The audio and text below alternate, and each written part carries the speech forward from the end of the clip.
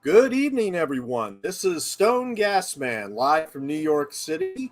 And tonight we're going to be doing a 50th anniversary audio commentary for Martin Scorsese's sophomore effort, Boxcar Bertha, starring Barbara Hershey and David Carradine. And yes, this is in fact Martin Scorsese's second film. Came out on June 4th, 1972. And I don't think it's as well known as many of his other movies. I mean, obviously, Scorsese has become like uh, he's considered one of our great directors now. And I can understand completely how a lot of people would have him like on the Mount Rushmore of directors. But usually when people talk about Scorsese, they talk about Goodfellas or Wolf of Wall Street or Casino or a Taxi Driver or any of those other films, and absolutely understandable.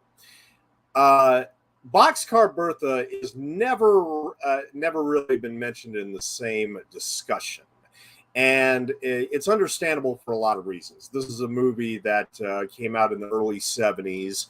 Roger Corman produced it. It was really just nothing more than a B movie. And even though Martin Scorsese had directed a film before this called Who's That Knocking at My Door from 1967, which we will do after Boxcar Bertha tonight. But I mean, that's the thing, is that you look at these first two films and you really begin to see the seeds of what Scorsese was planting in terms of his later filmography. I mean, honestly, when I decided to do this double feature, I was astonished when I actually read that Martin Scorsese has only directed 25 feature films. Well, like I said, tonight we're going to be watching two of them and commenting on those two. So at any rate, I am paused at the MGM logo just to let everybody know. Boxcar Bertha, you can watch it over at Amazon Prime. If you have a premium membership, you can watch for free over there. But otherwise, I'm ready to get started. We will start Boxcar Bertha. Pause at the MGM logo, and we'll start at the count of three. 3, 2, 1, and play. And yes, that was the lion roaring, and I made sure I got rid of that because we don't want to be marked for anything. So, and this is the American International logo from the early 1970s. I already did a commentary earlier this year for a movie that James L. H. Nicholson and Samuel Zarkov also produced. But the following events are adapted from the true experiences of Boxcar Bertha. Now, okay, Boxcar Bertha was a fictional character, and we'll talk about the book as well as the what this was based on a little bit later.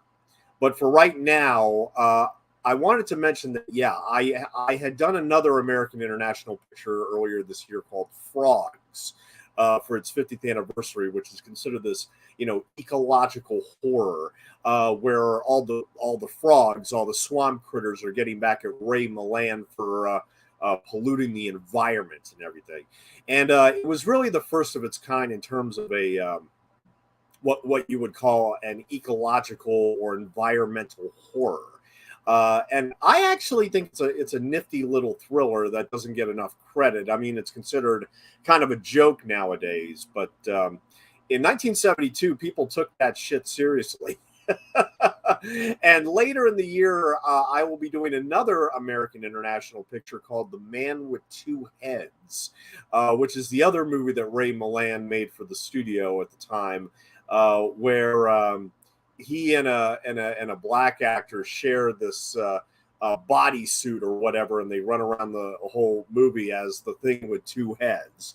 So that's going to be a very, very interesting one to watch in a couple months when I do the 50th anniversary commentary for that. But for now, here we are watching Boxcar Bertha. Now, Martin Scorsese had directed a movie before this called Who's That Knocking at My Door, which here again, we're going to be watching that later. But, it was black and white. It was made, for, $65,000. A lot of it, which was raised primarily through Martin Scorsese's New York University film professor, who he would later dedicate Raging Bull to. But with Who's Knocking at My Door, he basically proved that he could actually direct a movie. And he was actually really lucky to have a professor that really supported him to provide him about, roughly like $70,000 worth of seed money to actually make this 90-minute movie in New York City. And while, it premiered at the Chicago Film Festival, and Roger Ebert gave it a really, really glowing review. He really, announced to the world that, hey, Martin Scorsese, this is a new filmmaking force to be reckoned with. You guys seriously need to check out this movie and everything. Now, in hindsight, Roger Ebert even went back and said that he kind of overpraised it a little bit. But but the thing is that in the late 60s, early 70s, if you wanted to get a film made, with a minimal budget, but you would still have your name as the director, the way to do it was to go through Roger Corman. And Roger Corman had directed a lot of low budget films in the 50s and the 60s. He became, famous for, shooting stuff like Little Shop of Horrors and stuff like that. These very low budget B films, a lot of them would just play in drive-ins. And one of them, no exception that would fit into that category, would be Boxcar Bertha. Barbara Hershey giving full credit over the title here, starring David Carradine. She and David Carradine had a relationship while they were making this movie, and we'll talk about that as well. But what I was struck at, even though this is a very early Scorsese picture, and already we have a great vivid sense of place, of time, everything. Like I said, this is during the 30s, during the Great Depression, and Barbara Hershey as Bertha here, is basically just kind of a lost soul, out there during the Depression, and she goes on these series of adventures with different men and everything. One man in particular, who, of course, she had a relationship with at the time, which would be David Carradine, of course. And his father, John Carradine, also has a role in this movie. This was made back when David Carradine was, he had done a lot of Westerns and everything, and really wanted to prove to his father that he could be, that he could live up to the Carradine legacy with all these roles that he was taking. Now, I love this. This is Martin Scorsese. I don't know where he got the idea to just, present the actors with their credits right here in the opening credits, so that you know exactly who we're talking about here, and basically just introduces them. I don't think a lot of American films did that much at the time. Usually they would save all that to the end credits, where they would finally show maybe a picture of the actor and then their respective credits, so that the audience knows who to identify with and everything. But at the same time, I don't remember another instance of a director actually being so bold as to do that in the opening sequence. Based on characters contained in Sister of the Road, the autobiography of Boxcar Bertha Thompson. Yes. Produced by Roger Corman. Just shifting screen. And directed by Martin Scorsese, as his directorial credit goes into blood red. I really love that. That was a nice little touch. It's just like, hey, just to let you know, things are going to get bloody. My name is Martin Scorsese, and it's about to get very violent and very bloody, and very sexual too, as we'll see later on, because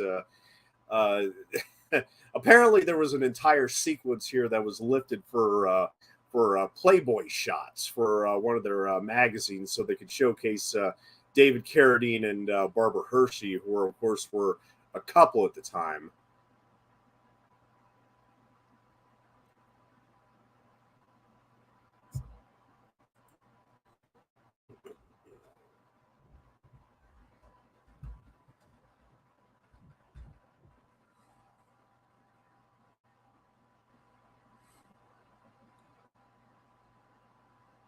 So basically, the whole idea behind Boxcar Bertha is that it was based on a book called Sister of the Road by this gentleman named Ben Reitman.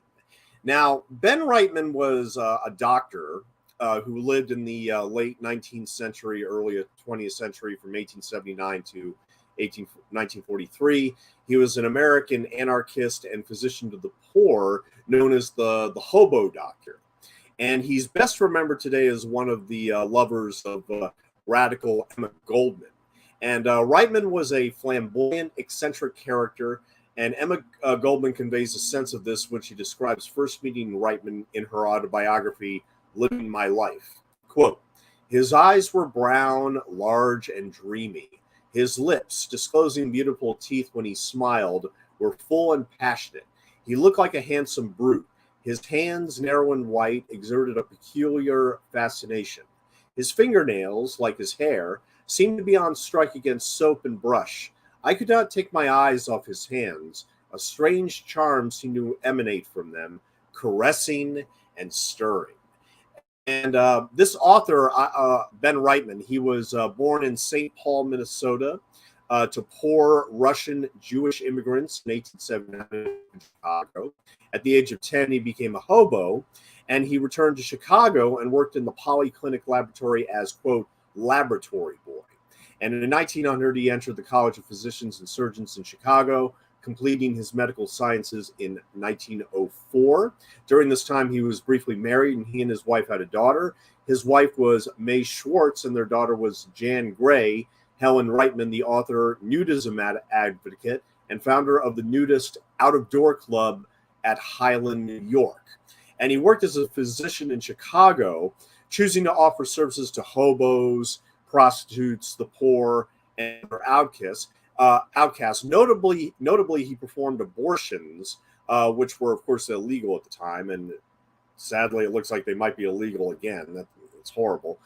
In 1907, Reitman became known as King of the Hobos when he opened up a Chicago branch of the Hobo College, which became the largest of the International Brotherhood Welfare Association centers for migrant education, political organizing, and social services.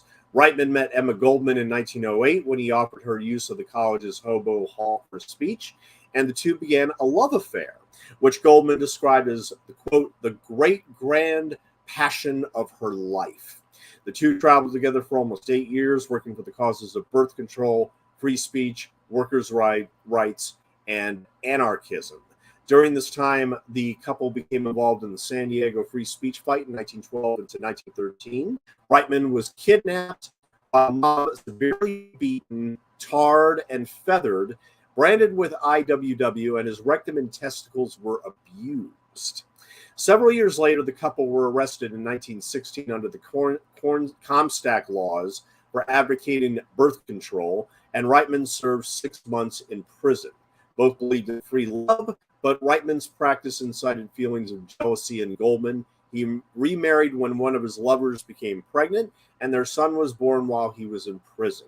Goldman and Reitman ended their relationship in 1917 after Reitman was released from prison.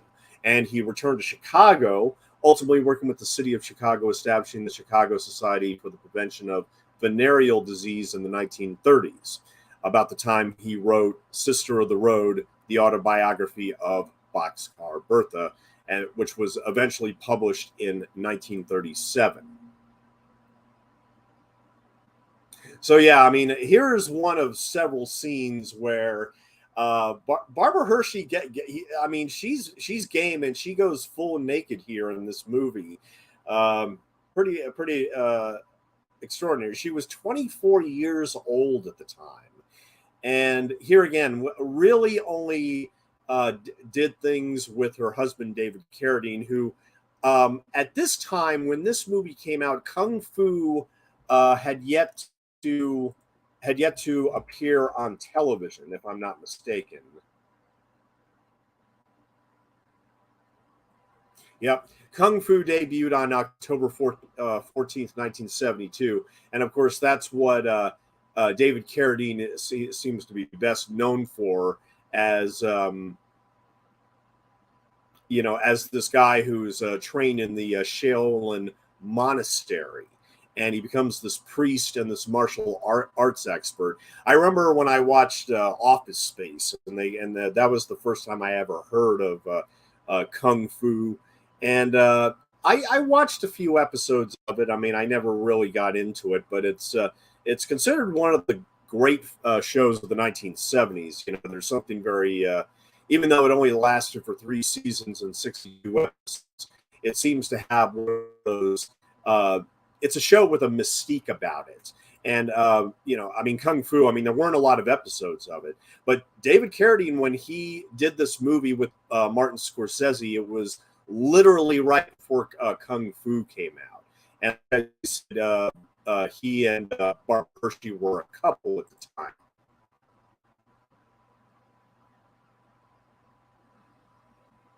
But Scorsese really proved that he could make a movie on a budget with this movie. I mean, his first film, which, like I said, we'll talk about later after Boxcar Bertha.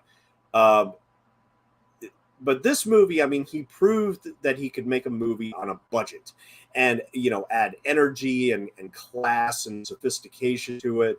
And here again, I mean, the period details, I think, are what really set this apart.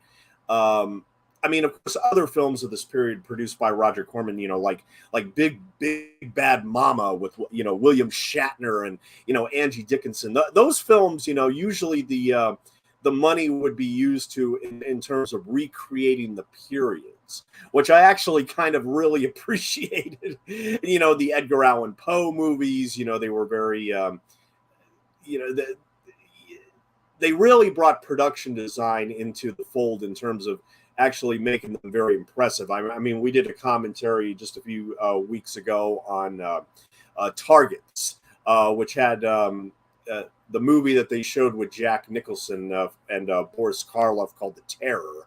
And just, you know, back in the 60s, Roger Corman, even though he worked with very strict, limited budgets, you know, it's really amazing that what came out was actually something very, very efficient, but also very, very eye-popping and very charged and everything. I mean, these films made money, and they made money for the reason that Corman knew. He knew exactly what elements to include and how much of them to include. And with Boxcar Bertha, I mean, obviously Scorsese lived up to his demands to include a good amount of violence and sex to sell the movie, and yet at the same time, there's still the craftsmanship that's on display. And here again, Scorsese showcased with Boxcar Bertha that he could direct a movie, and then it was only later when he started getting complete control on his films that he didn't have to resort to just you know, saying we have to shoot nudity just so we can appeal to a certain market. And like I said, we'll talk about who's knocking at my door later when we get to that. But as far as Boxcar Bertha is concerned, I mean, aside from David Carradine and Barbra Hershey, like this actor right here, this is an actor by the name of Barry Primus. And he's still with us. He's 84 years old. And while he's known primarily as an actor, he has also worked as a writer and director in films in which he has acted. And for the first decade of his career, he was employed as a stage actor, gained some experience on television in shows like The Defenders, East Side, West Side, and The Virginian. And then he made his initial film appearance in the Manhattan film The Brotherhood in 1968. His other films include Been Down So Long It Looks Like Up to Me in 1971, Autopsy in 1975, Heartland, Bette Midler's The Rose, Night Games, which was a Fellini movie, not Fellini. I'm sorry, Roger Vadim. Yeah, Roger Vadim. I'm not going to talk about that movie. It's such a joke. Absence of Malice and Guilty by Suspicion, and he had a recurring role on the TV series Cagney and Lacey as Christine Cagney's boyfriend, Sergeant Dory McKenna, whose drug problem compromises his value as a police officer. And he also guest starred in Murder, She Wrote, After working as director Mark Rydell's assistant on The Rose, Primus increased his behind-the-camera activities, and in 1992 he directed his first theatrical feature, the Inside Hollywood comedy drama Mistress, which Robert De Niro made right after Cape Fear, which was, of course, directed by Martin Scorsese. A member of the Actors Studio, Primus had taught acting and directing at the American Film Institute, Lee Strasberg Theater and Film Institute, the UCLA campus, and at the Maine Media Workshop in Maine. He also teaches acting classes at Loyola Marymount University and at Columbia University, and his most recent film work includes Jackson, a film directed by J.F. Lawton. He had a cameo in Righteous Kill with Al Pacino and Robert De Niro, American Hustle, Grudge Match, and he was also in The Irishman. So Martin Scorsese obviously liked Primus enough that he not only cast him again in New York in 1977 with Robert De Niro, but also The Irishman as Ewing King in 2019. So yeah, I mean, Barry Primus, he's 84, but he's still working. He's still out there doing stuff, which is pretty amazing.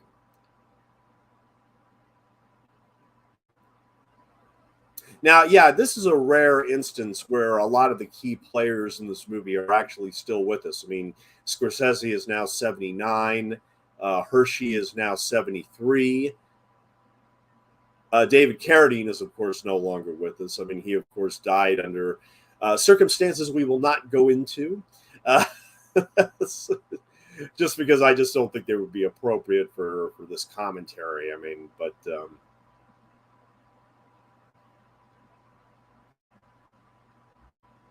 I bet Scorsese was just very, glad to finally work with color cameras for this movie because, as we'll see in Who's Knocking at My Door, he only used, 2 black and white cameras for that.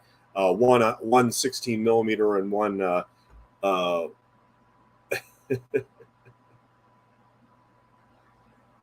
quite full.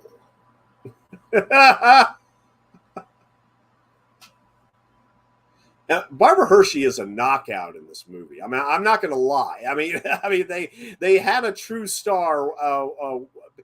See, the interesting thing though is, of course, at this time, Barbara Hershey was still in David Carradine's shadow, essentially. I mean, I knew her years later for movies like Falling Down, where she played Michael Douglas's ex-wife that was scared of him coming home, all throughout LA, with a bunch of guns in his gym bag, which, in a stolen gym bag, which I understandably I would have been freaked out about that too. But she actually started out in the late 1960s. Her first film was the 1968 movie With Six You Get Egg Roll.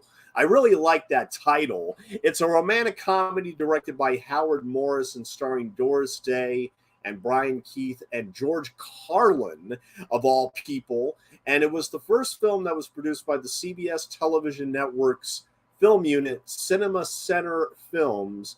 But it was also Doris Day's final performance. Believe it or not, that was Doris Day's last movie. But that came out in 1968. And Barbara Hershey played Stacey Iverson, who I'm assuming is the daughter of Jake Iverson, who is portrayed by Brian Keith. But With Six You Get Egg Roll was her first movie. And then in 1969, she did Heaven with a Gun, starring Glenn Ford and directed by Lee H. Katzin, which had Glenn Ford and Carolyn Jones and Noah Berry Jr., and as well as David Carradine, because, like I said, she was with David Carradine at the time. And she was also in a 1969 film called Last Summer, which is a coming-of-age film about adolescent sexuality based on the novel by Evan Hunter and directed by Frank Perry.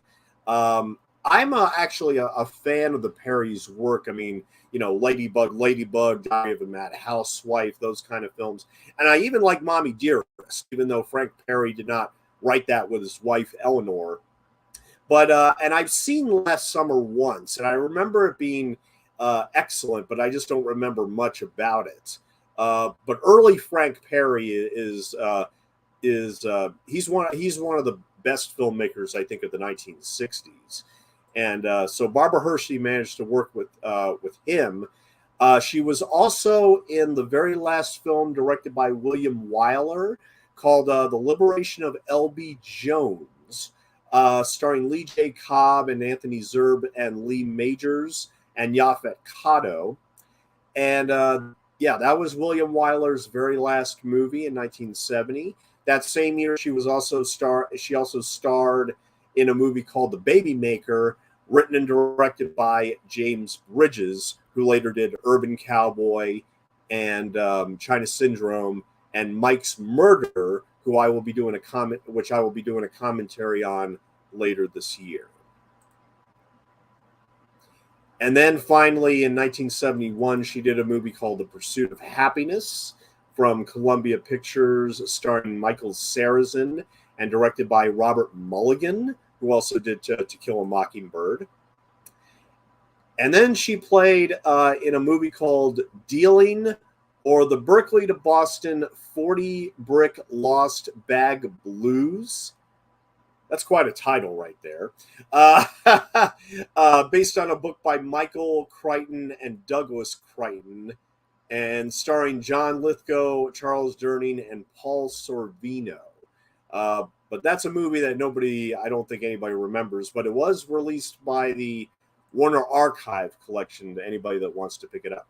And then finally, she did Boxcar Bertha in 1972, like I said, for Martin Scorsese. However, after that, she had to do, numerous things. I mean, she won the gold medal at the Atlanta Film Festival for her role in a Belgian-Dutch drama called Love Comes Quickly. But at the same time, after she broke up with David Carradine in 1975, it would be a hard road for her to get back into the world of film, because she did The Stuntman in 1980, which is a very good film directed by Richard Rush and starring Peter O'Toole, about a guy who comes onto a set, and because of his interruption, the stuntman dies, and so the director gives the option of either going to prison or you're going to be my new stuntman. So obviously he chooses to become the new stuntman. It's a great movie, though. And after that, she also did a movie in 1982, which Martin Scorsese himself considers one of the 4 scariest movies he'd ever seen, called The Entity. And you know what? I'm inclined to believe that this is legitimately Barbara Hershey's finest performance on film, period. I've seen it many, many times. It is terrifying as hell. She is amazing in it. I've never seen her do anything like this before or since, and she's amazing in this movie. And like I said, if you're a horror fan and you haven't seen this, make this the first on your list. And look, I know that Martin Scorsese has that Barbara Hershey bias when he says that this is one of the 4 scariest movies he's ever seen, above The Exorcist and The Shining. But I don't know, man. This movie is pretty terrifying, and I actually do think it's scarier than Exorcist and Shining combined. But that's a great movie with Barbara Hershey. And after that, she did The Right Stuff, which I will also be doing a commentary on later this year. But it was really Woody Allen who got her back into the spotlight when he cast her in Hannah and Her Sisters, and she would get nominated for both the BAFTA Award for Best Supporting Actress and the National Society of Film Critics Award for Best Supporting Actress. And then after that, she did The Last Temptation of Christ. And in fact, it was during this movie, it was during Boxcar Bertha, while she was making it with Martin Scorsese, that she gave Martin Scorsese a copy of the book. The Last Temptation of Christ, written by Nikos Kazantzakis. She gave him that book during the production of Boxcar Bertha. He read it, and years later he cast her as Mary Magdalene in The Last Temptation of Christ, which came out in 1988. After that, she was, of course, in the big hit Beaches, which is, it's a great film, but look, I mean, you know, it still has people that love it despite the sentimentality that runs through it like a river. Later on, she was in Tune In Tomorrow and Paris Trout. Falling Down, which I mentioned before, which I think she's superb in, where she plays Michael Douglas's estranged ex-wife, who is understandably very, very terrified of her husband coming home to see her. Now, and also when it comes to Barbara Hershey and her filmography, the movie which always kind of stands out to me, even though I don't think it's a great movie, but it has to be talked about, it's The Portrait of a Lady, which was adapted from the novel by Henry James, from the director of The Piano. Yeah, Jane Campion, who had directed The Piano in 1993, which starred Harvey Keitel, and won several awards. After that, she did The Portrait of a Lady with Barbara Hershey in a supporting role. The real stars of Portrait of a Lady were actually Nicole Kidman and John Malkovich. But Barbara Hershey on that movie was nominated. She won the Los Angeles Film Critics Association Award for Best Supporting Actress, and she was also nominated for the Oscar as well as the Golden Globe, and, excuse me, and the New York Film Critics Circle Award for Best Supporting Actress. So she got a flurry of awards and nominations for The Portrait of a Lady, even though it was sort of a showcase for Nicole Kidman and John Malkovich. But Barbara Hershey was third billed in Portrait of a Lady. And I mean, the thing is, I saw Portrait of a Lady in the theater twice. And even though it was very, very, I love Jane Campion's approach to the material in how she adapted this Henry James novel to the screen. But at the same time, it was such a cold movie. It's so ice cold in its dynamics and everything. I mean, John Malkovich is amazing, but at the same time, you know, he also plays a real skunk in it that you almost can't stand watching him. You know, and Nicole Kidman is kind of a wallflower throughout the whole thing. But I mean, the thing is that, I mean, I'm going to be doing a couple of Henry James adaptations later this year, but it's not going to include Portrait of a Lady. I don't know if what Jane Campion was doing was just over my head, but at the because I'm actually a huge fan of her work. But the truth of the matter, I still don't know what she was trying to do with Portrait of a Lady, and as a result, I found it a very, very cold and very desolate film, which didn't have much in the way aside from some good acting. And Barbara Hershey certainly stood out in that movie. But after that, she would do Breakfast of Champions with Bruce Willis. And then her next big movie was actually Black Swan in 2010, where she was again nominated for several awards, including the BAFTA, where she played Erica Sayers, the Queen, who was the mother of Natalie Portman's character in Black Swan. But now she seems was Lorraine Lambert in the Insidious movies. I remember I saw the first Insidious and I did not understand what was going on. I just had no idea what the hell was going on, even though it was a nicely made and a nicely made and beautifully shot horror movie. And it was certainly different, but at the same time, it just wasn't my cup of tea, to be perfectly honest. But Barbara Hershey is still working. She's still very much working, and she's going to be in a movie this year called Nine Bullets, That is going to be her 2022 movie. Mm-hmm. So she's been on screen for over 50 years now. It's quite a, for any actress in Hollywood, that's quite an accomplishment. But like I said, if you want to see the best of Barbara Hershey, I would check out both The Entity, the horror film The Entity, as well as Portrait of a Lady, and then finally Black Swan. Check those out. Check those out if you want. Prime Barbara Hershey. I mean, that's the thing. I don't think that she is ashamed of Boxcar Bertha. I mean, quite frankly, I mean, come on, you worked with Martin Scorsese in your second movie. But the thing is that I kind of have a feeling that she is, not. I think that she's a little. I don't think that she likes the fact that she did a lot of nudity in this film. I mean, for whatever reason, because of the fact it's a Roger Corman production, it's kind of expected. Because I know that years later, when she did The Entity, she was absolutely. She was so dead set, no nudity whatsoever. In fact, they even spent about hundreds of thousands of dollars on a bodysuit, which had to be used during certain scenes because she didn't want to do the nudity. And I can completely understand why.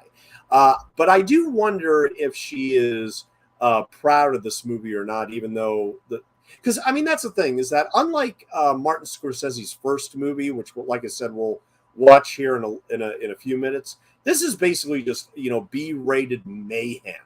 And it's colorful, it's fun, and the fact that Martin Scorsese directed this, it has a certain stamp on it that I think gives it just a sheen of quality that a lot of these other films at the time, and certainly from the Roger Corman arena, probably would not have otherwise. I mean, it's pretty clear that Scorsese, is trying a little bit for Bonnie and Clyde here. Convicts on the loose in the deep South and everything. And I mean, this is a pretty interesting ragtag group of criminals, I guess you could say, that Boxcar Bertha has basically tagged along with, just because she happens to be she just they just run into each other at the time. But okay, so here's the confession, that I only saw this movie for the first time today, and my whole thing about Boxcar Bertha after I watched it was, okay,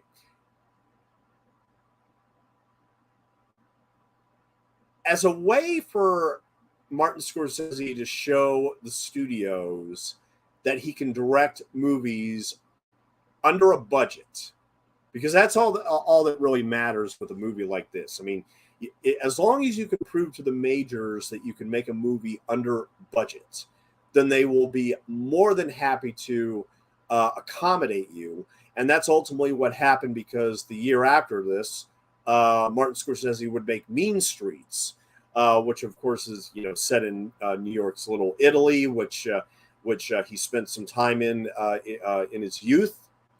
And the movie starred Harvey Keitel, who we dragged along from Who's That Knocking on My Door from 1967, his first movie.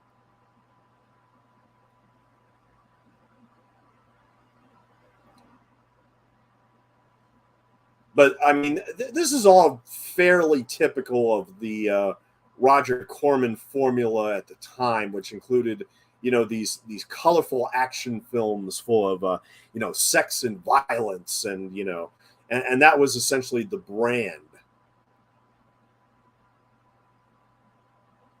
But here again, I mean, Martin Scorsese just gives it just that tiny layer, that layer of legitimacy, where that would give the bigger studios a reason to raise their eyebrows and think, oh my God, this guy is, he can make a movie. He is talented. He can, he knows how to cut it together. He knows how to shoot it. He knows how to,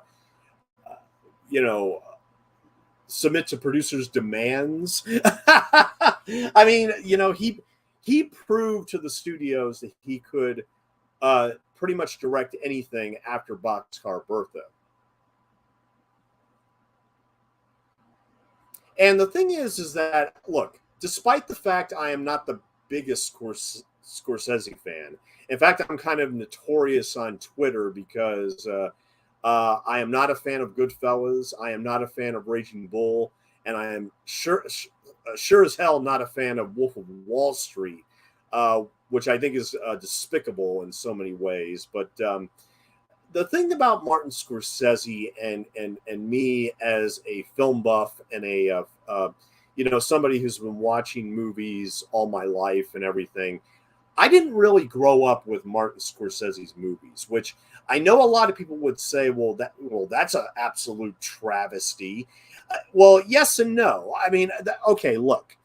The thing of the matter is that, look, there are movies that Martin Scorsese has made which I love, which I will promote any chance I get, and say that some of them are even the best films of the decades that they came out in, and specifically the 1970s.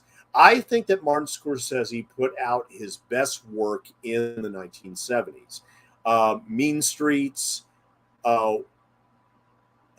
Alice Doesn't Live Here Anymore, Taxi Driver, and New York, New York was of course a bombastic bomb that it really, at that time that was essentially Scorsese's movie that kind of brought him down significantly as far as the majors are concerned. So much so that, when he did The Last Waltz in 1978, he did that completely for free. He didn't even get paid to do that. And then, of course, when he did Raging Bull, right before he did Raging Bull, which Robert De Niro had brought into him, he was in the hospital. He nearly died of an overdose, and said, you know what, we got to do Raging Bull together. And he gave him a copy of Jake LaMotta's book. Now, and that's the thing, is that there are a lot of people that love Raging Bull for its spectacle, for its black and white photography, for the editing by Thelma Shoemaker, who worked on Scorsese's first film here. I'm not sure. She did not edit this movie, though. This is one of the few movies where Thelma Schumacher did not edit this movie from Martin Scorsese.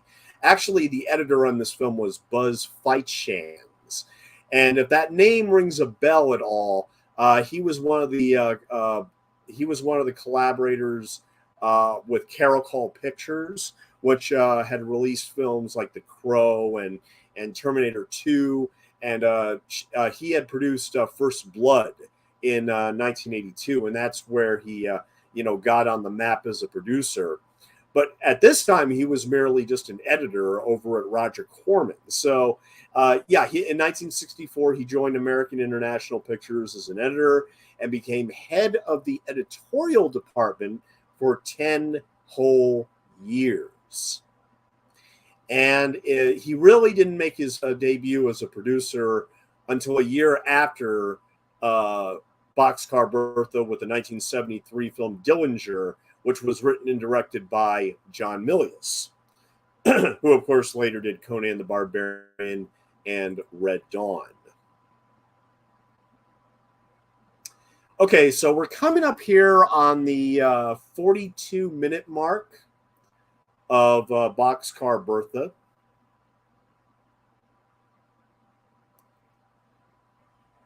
So we were talking about, Martin Scorsese's work in the 1970s because, honestly, like I said, Mean Streets, Alice Doesn't Live Here Anymore, Taxi Driver, and The Last Waltz, I think they're all amazing films. Taxi Driver in particular, I would submit to be ultimately Martin Scorsese's masterpiece. Now, that is just me.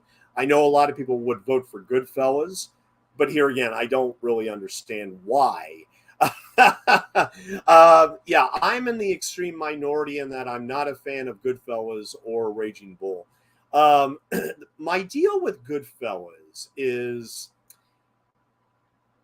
as amazing and brilliant as that one sequence is where he follows the late Ray Liotta, rest in peace.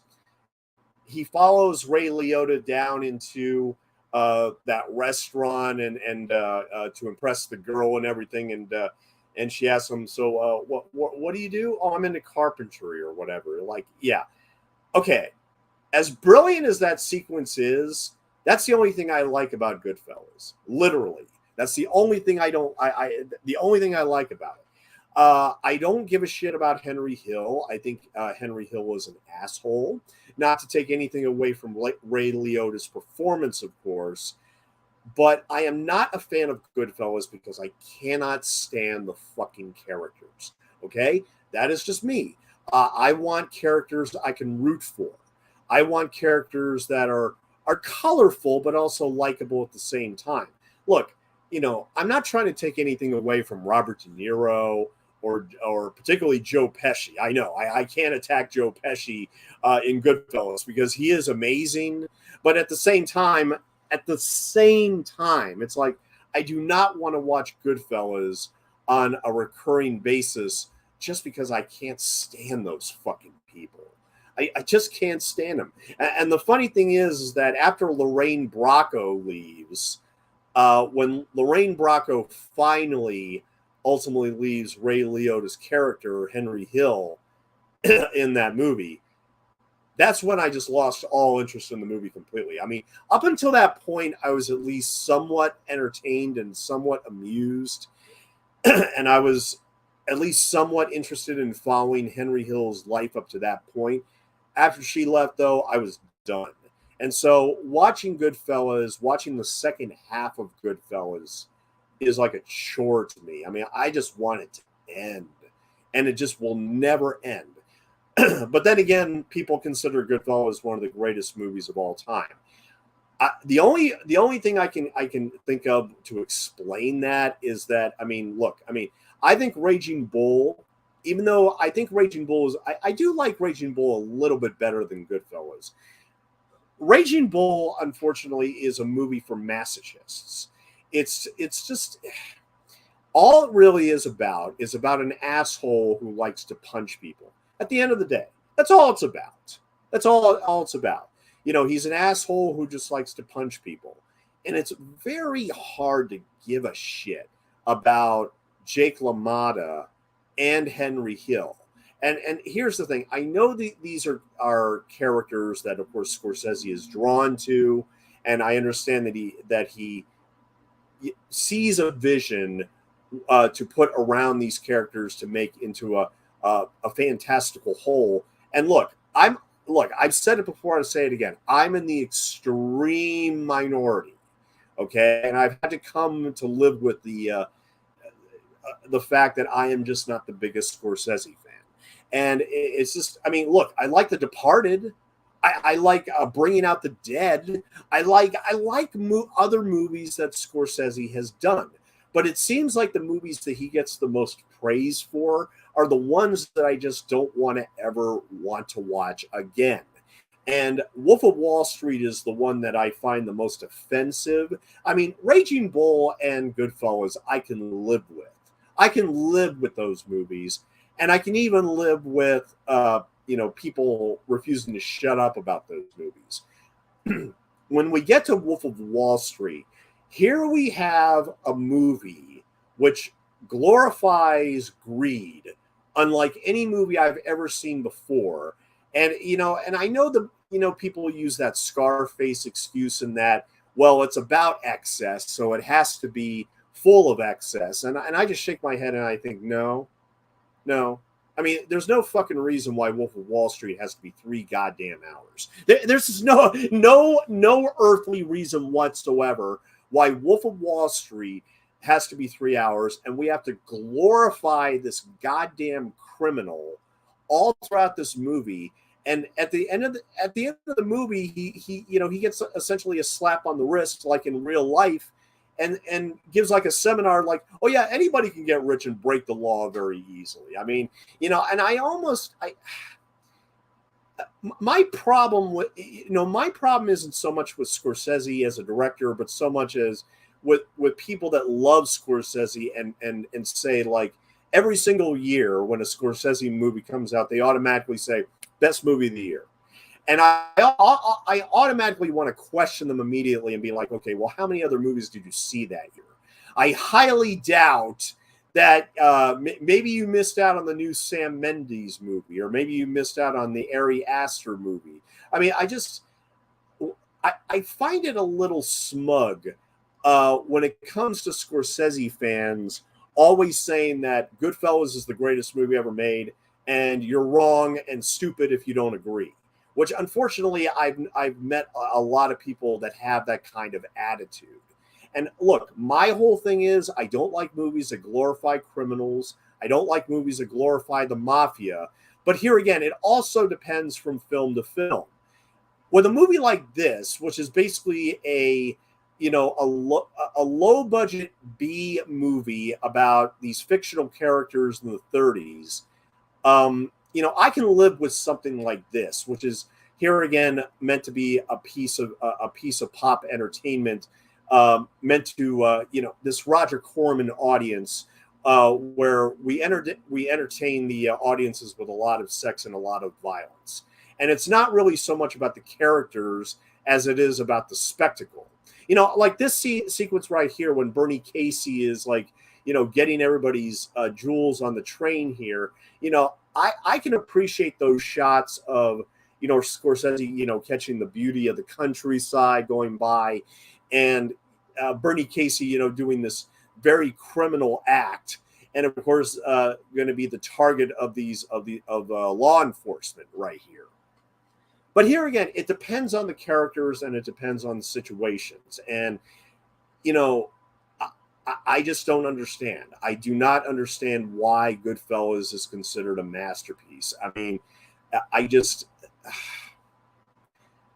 the movie that look, I'm not going to mention the movie that won Best Picture that year because I don't want to trigger Scorsese fans. But let's just put it this way: that movie that won Best Picture over Goodfellas, it was a movie that finally put to rest Native American stereotypes that have been on screen for decades. And like I said during the commentary for The Godfather, Marlon Brando, I guarantee you, would have voted for that movie over Goodfellas if he actually gave a shit and actually was proud to be a member of the Academy. I still bet the farm on that. Okay. But here again, I mean, I know I'm going to lose a lot of fans or subscribers because of everything I just said, because, oh my God, I mean, what's wrong with you? I mean, how can you condemn Scorsese? I mean, well, look, it really depends on the stories and the characters. And I do not find Jake LaMotta or Henry Hill likable characters in any way. I think they're assholes. And thus, it's hard for me to give a shit about what they go through over the course of those movies. I mean, let me put it this way. I can't stand the whole thing at the end of Raging Bull where, look, you're going to dedicate the film to your film professor. Hey, that's awesome. I like that. That's perfectly fine. That's very poignant and everything. But he has to put in the goddamn Bible quote, which I think, just reeks of pretentiousness and desperation. I don't like it. I don't like it. I mean, to me, it's trying to hammer home, almost like the movie is like almost ready to, especially after after Raging Bull, I feel like I've just been assaulted after being punched in the face so many goddamn times. It's like, okay, now you're supposed to care about him. Well, I can't. I just can't. But anyway, on screen here at the desk here, this is John Carradine.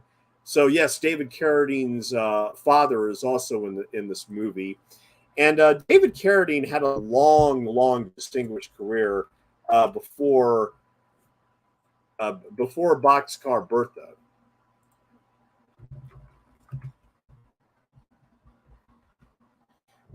I mean, as many people know, there was basically three brothers. There was David Carradine, Keith Carradine, and Robert Carradine.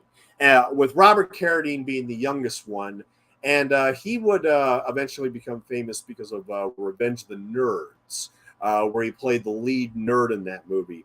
But John Carradine, he was a member of Cecil B. DeMille's stock company, and later John Ford's company, best known for his roles in horror films, westerns, and Shakespearean theater. In the later decades of his career, he starred mostly in low-budget B-movies like Boxcar Bertha, but continued to also appear in higher-profile fare. In total, he holds 351 film and television credits, making him one of the most prolific English-speaking actors of all time. And let's see here. Among his many, many films, he started out in 1930, just as sound was coming in to cinema. And he did a lot of uncredited bits in the early 30s. The first credit he got was for This Day and Age in 1933. But he was also in The Story of Temple Drake, which I happen to have on Blu-ray. That's a great, great film starring Miriam Hopkins. Yeah, I have the Criterion Blu-ray version of that behind me.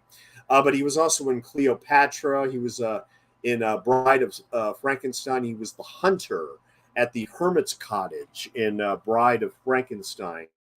And he was also in the 1936 movie version of Anything Goes. Captain's Courageous, The Last Gangster, the 1937 film The Hurricane, Alexander's Ragtime Band, The Three Musketeers, The Hound of the Baskervilles, Five Came Back with Lucille Ball,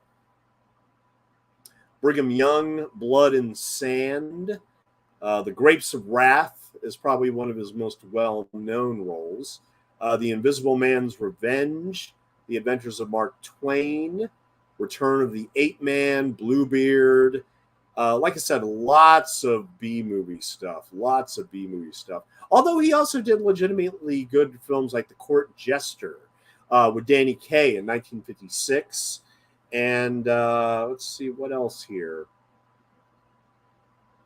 Yeah, but in 1960, he did films like Sex Kittens Go to College.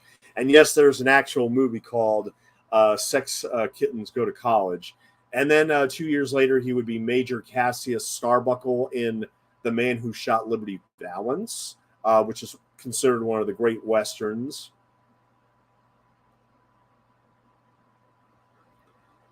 And then one of his last movies, actually, some of his last movies include The Ice Pirates, 1984. We all remember that classic, don't we? As well as Peggy Sue Got Married, which was the Francis Ford Coppola movie from 1986. But yeah, sadly, John Carradine died in 1988. But and he was also in The Howling and The Monster Club and The Boogeyman. So, but very well known in horror film circles and everything. And like I said, he had 5 children, including David Carradine, Keith Carradine, and Robert Carradine. And Keith Carradine, who is also still with us, as well as Robert. David is no longer with us, but of course we have Keith and Robert still with us. Keith Carradine, I know him mainly from Nashville because he won the Academy Award for Best Original Song for that movie, for his song I'm Easy. But he was in another Robert Altman film right before Nashville called Thieves Like Us, which in many ways kind of reminds me of, Boxcar Bertha kind of reminds me of Thieves Like Us in several different ways, with, robbers during the Great Depression and everything.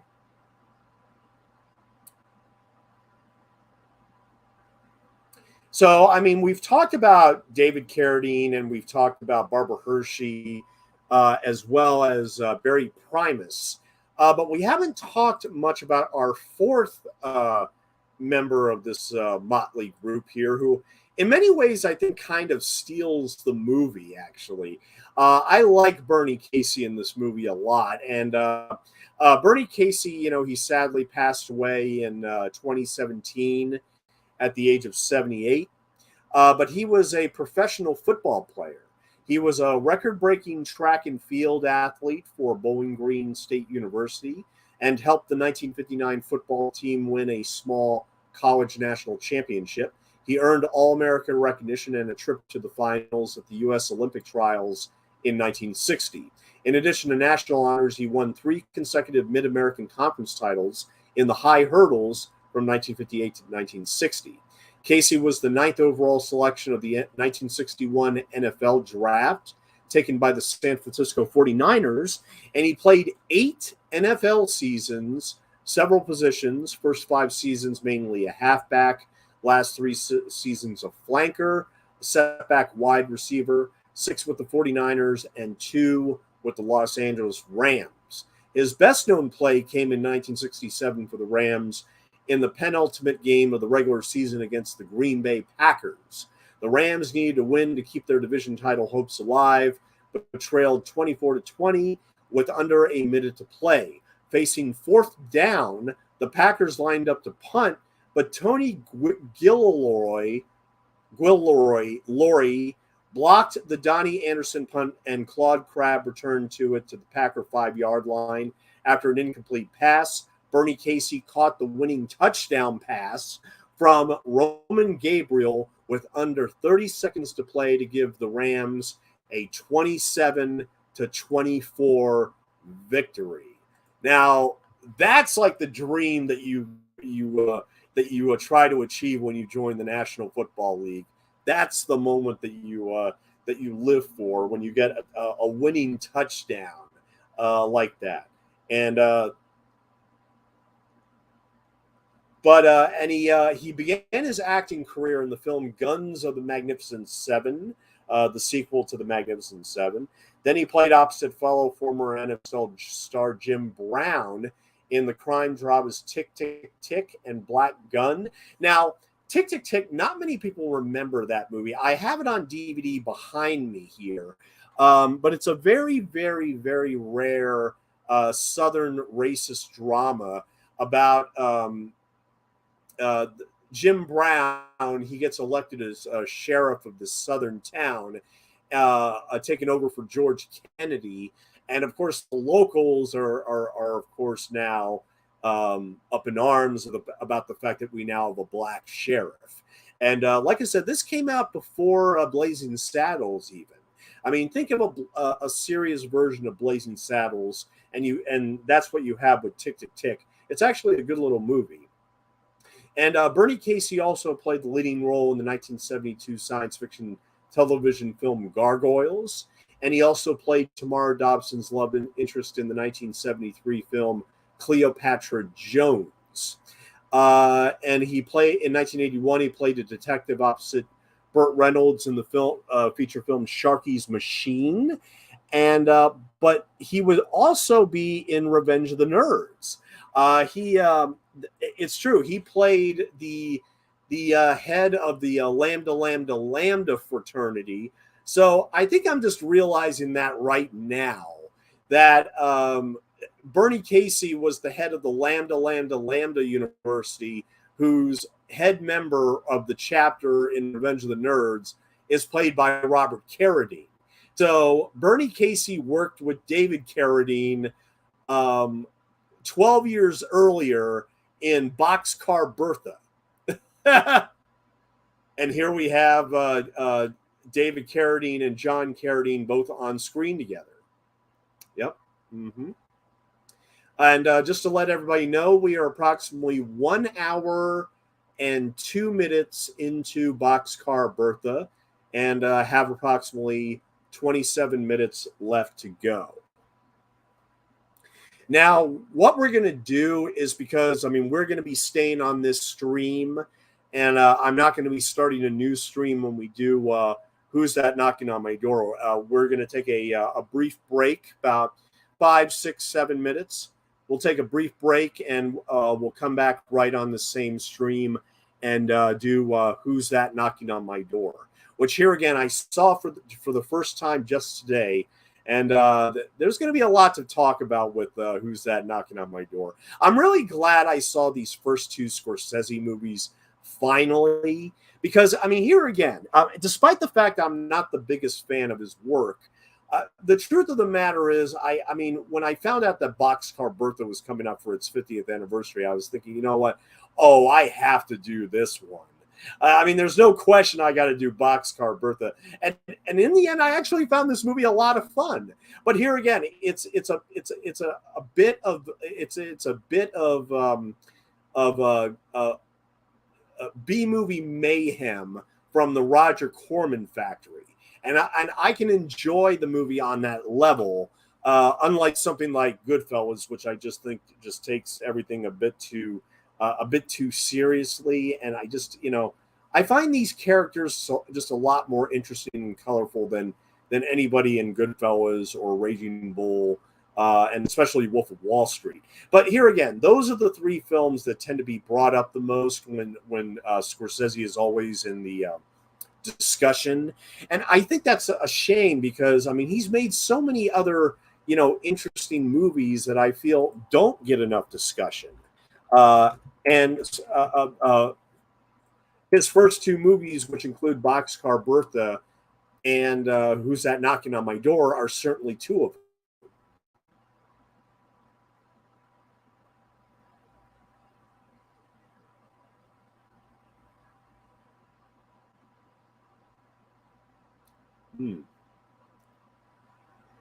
Now, it should be noted that after Who's That Knocking at My Door, when that came out at the Chicago Film Festival in 1967 under the title of I Call First, it would be another 3 years before Scorsese would be back out working again, and he would actually be one of the editors on Woodstock, which I also own on Blu-ray, which of course is the 3-hour documentary which won the Academy Award for Best Documentary in 1970 about the communal outdoor rock festival. I mean, I have it on Blu-ray and I watch it like at least once a year. I mean, but he worked as not only as an editor on that movie, but also as an assistant director. And so that's how he met actor-director John Cassavetes, who became a close friend and mentor. And in 1972, Scorsese made the Depression-era exploiter Boxcar Bertha for B-movie producer Roger Corman, who also helped directors such as Francis Ford Coppola, James Cameron, and John Sayles. It was Corman who taught Scorsese that entertaining films could be shot with very little money or time, preparing the young director well for the challenges to come with Mean Streets. Following the film's release, Cassavetes encouraged Scorsese to make films that he wanted to make rather than somebody else's projects. And I know I read it somewhere else, but I think that John Cassavetes did not like Boxcar Bertha, and told him that he shouldn't be wasting his time with it, because, see, I'm double checking right here. After the success of Bloody Mama, Roger Corman wanted to make another female gangster film. Julie Corman researched female gangsters and came across the story of Boxcar Bertha. Martin Scorsese was hired to direct on the strength of his first feature, given the lead actors, including Barbara Hershey, David Carradine, and Barry Primus, and a shooting schedule of 24 days in Arkansas. The Reader Railroad was used for the train scenes. The locomotive used in those scenes was 1920 Baldwin 262-108, which later saw service on the Conway Scenic Railroad in the late 1970s. The engine is currently at the Blacklands Railroad Yard in Sulphur Springs, Texas, awaiting restoration.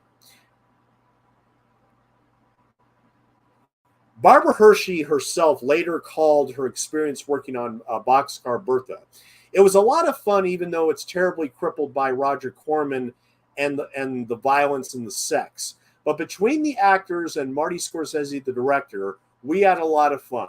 We really had characters down, but one tends to not see all that because you end up seeing all the blood and the sex." And she's not wrong. She's not wrong there. And Barbara Hershey publicly announced that they filmed the movie's sex scenes, quote, without having to fake anything.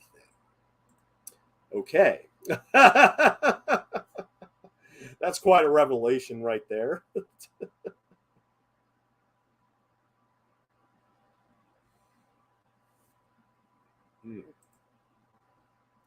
But Boxcar Bertha, when it came out on June 14th, 1972, it got mixed reviews. It only got mixed reviews from critics. It holds a 54%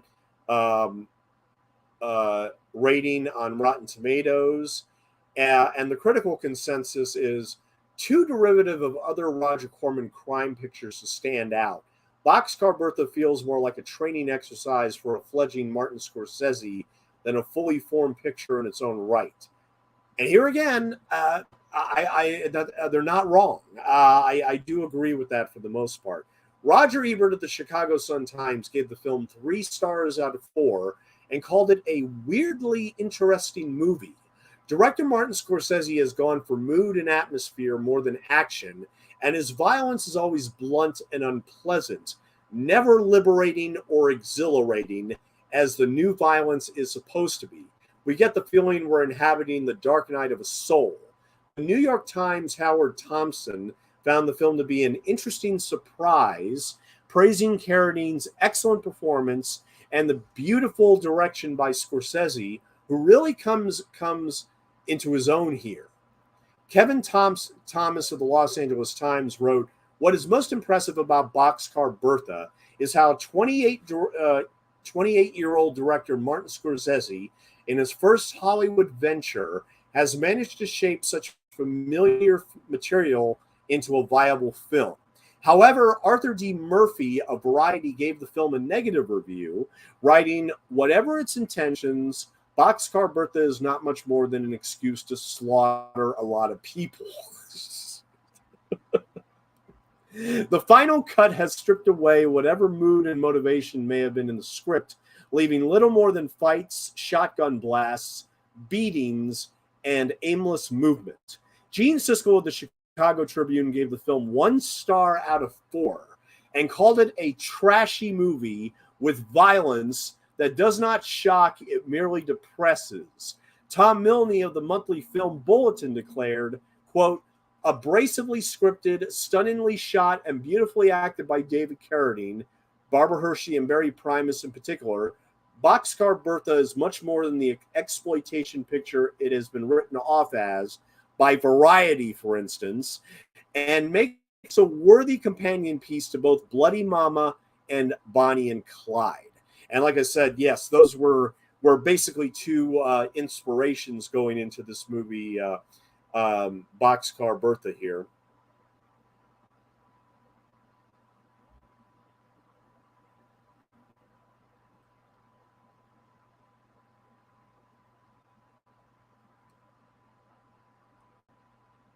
But here we are. We're 1 hour and 11 minutes into Boxcar Bertha, and we are in the brothel section of the movie, where one of the Johns is none other than the director himself, Martin Scorsese, who is going to make a little cameo appearance here. I'm not sure if Scorsese did this out of necessity or if he just couldn't find anybody else to do it. I don't know. I honestly don't know what compelled him to, because I can't think of another instance where he's actually appeared on screen aside from the Albert Brooks movie. I'm pretty sure he had a cameo in the Albert Brooks movie, The Muse. But other than that, I can't think of another instance where he appeared on screen. Yeah, Martin Scorsese had a cameo in that as well. But here in Boxcar Bertha, he's basically one of Barbara Hershey's clients. We'll see him here in just a minute. Oh yeah, this is a very amusing scene. But see, it's like a scene like this that goes on, and it doesn't really have much of a point, aside from the fact that, of course, Barbara Hershey is being very careful because she's still wanted by the law and everything, and so we have this little scene where she suspects this guy of being a cop, and of course the cops. This guy's like, no, I'm not a cop. I'm an anthropologist. I assure you. Here again, it's an amusing scene that, I'm sure because of the script, any director could have made this, exactly the same way, and it wouldn't. I mean, that's the thing. There's nothing here that would distinguish it as being a Scorsese picture, but the thing is that it still has his stamp on it, which you can tell in some of the dialogue scenes. Now, especially in the first film that he did, Who's That Knocking on My Door? Many of those scenes looks like they could be premature shots of Goodfellas. Seriously, I mean, as if you were watching shots of Goodfellas from like 20 years before. Yeah, there were several scenes that actually reminded me of the bar scenes and the restaurant scenes where they all, they joke and they chat and they laugh and everything. Some of those scenes really gave me Goodfellas vibes for some reason. I'm not even a fan of the movie, and even then I noticed that.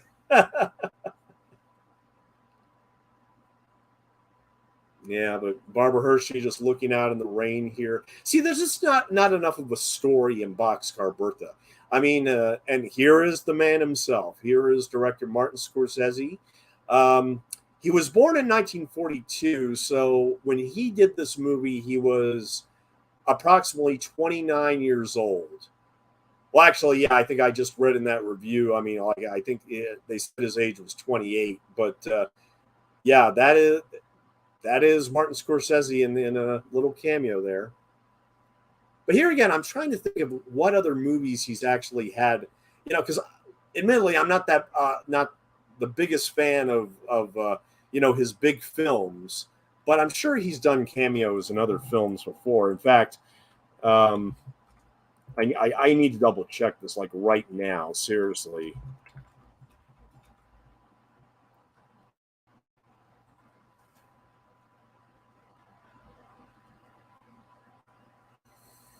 Hmm. He actually has 34 credits as an actor. So, and he's appeared uncredited in several of his films, like Hugo and Gangs of New York, Age of Innocence. He was in Color of Money, and he was also in Raging Bull. Okay, yeah, he played a Barbizon stagehand in Raging Bull. Otherwise, that's about it. I mean, it was. I mean, you can see him in Taxi Driver. You can see him in Mean Streets, and he's even supposed to be in Who's That Knocking at My Door? Even though I missed him, maybe he's supposed to play a gangster in that movie, so we'll keep an eye out for him. But yeah, that was his cameo in Boxcar Bertha here, and here Barbara Hershey is going to be reunited with Bernie Casey in this another here again, another weirdly interesting scene that Scorsese just does a great job of handling. Yeah, see, we get everybody's reaction in the club. It's like, what is this white woman doing in here? Like, what the hell? I say. But of course, she wants to see Bernie Casey again and catch up after all the bloodshed. But of course, oh man, we still have some plenty of bloodshed coming in the final reel of Boxcar Bertha coming up here. Hmm. So yeah, I mean, Scorsese has appeared in his films before, but he's not like Hitchcock where he has to appear in every single film that he does.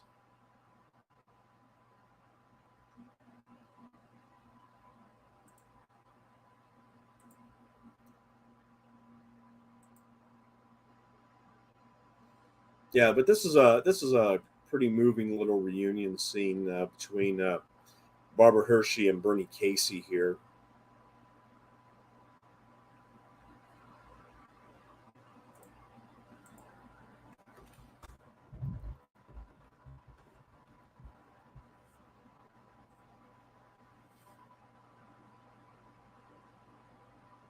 Just to finish up Bernie Casey real quick, he also appeared in movies like Bill and Ted's Excellent Adventure. He played the teacher, Mr. Ryan. He was in Another 48 Hours, Chains of Gold, Revenge of the Nerds 3, The Next Generation, where he appeared again as UN Jefferson, The Cemetery Club, Street Night, John Carpenter's In the Mouth of Madness, Tomcats, and his very last movie was Bloodhound Bill in a 2007 film called Vegas Vampires. Oh, okay.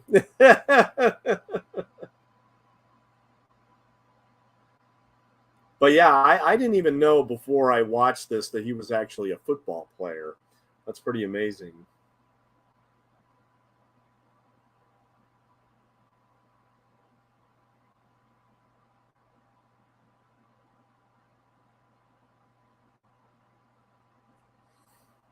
Mm.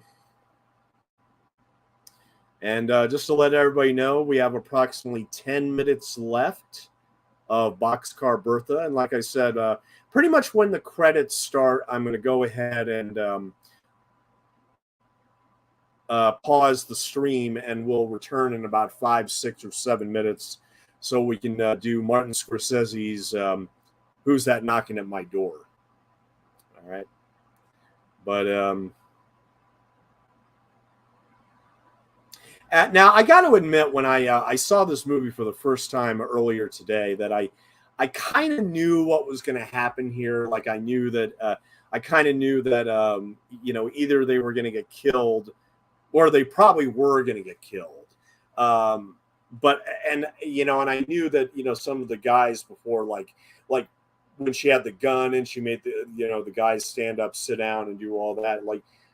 Don't piss off these guys like that, because they're going to want to get back at you later.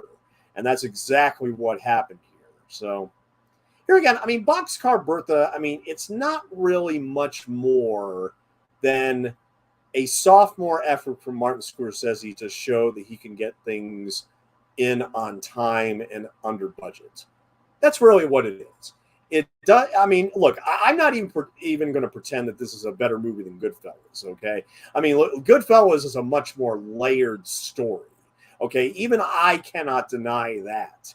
Boxcar Bertha is basically just. I mean, it's colorful mayhem.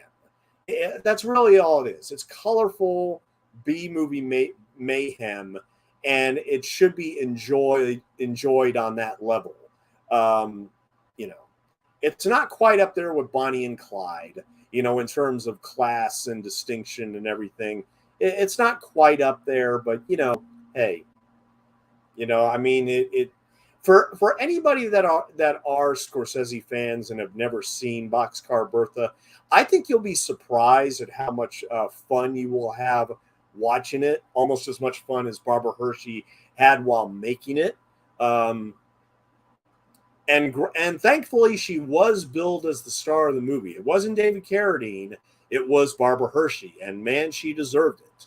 She absolutely deserved it. And I'm sure she was, I'm sure she's been grateful to Martin Scorsese to this very day for that reason. And that's the thing. I completely understand her sentiments about, the Roger Corman sex and violence, I mean, that was put in to sell the movie, which is understandable. But, on its own, it's a pretty good little B flick.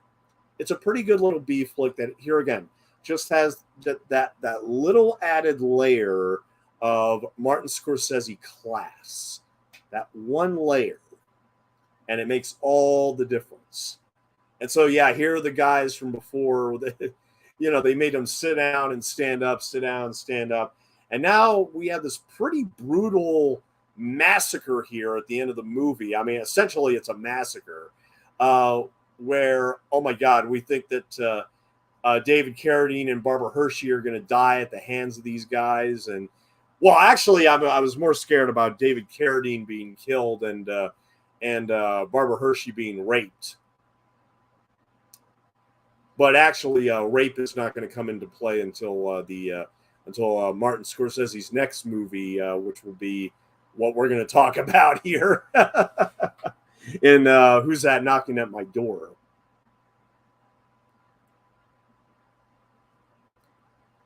Oh yeah, I was actually when I first saw this earlier today, I was really legitimately scared for these characters. Like, what are they going to do to them and everything? But who manages to come in out of nowhere to save the day?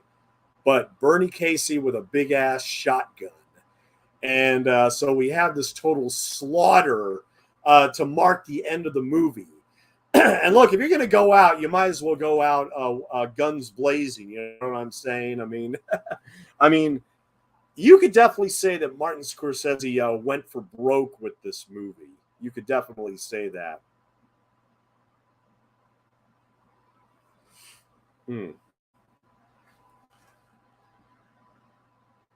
Now, I find it very funny that, of course, Barbara Hershey gave Scorsese a copy of that book that I mentioned earlier, which was The Last Temptation of Christ, which, of course, he would later film. And when I first saw this, I mean, of course, I didn't know that information. But when I finally realized that, I was like, well, wait a minute. Is that how they came up with the ending to this? And no, the truth is no.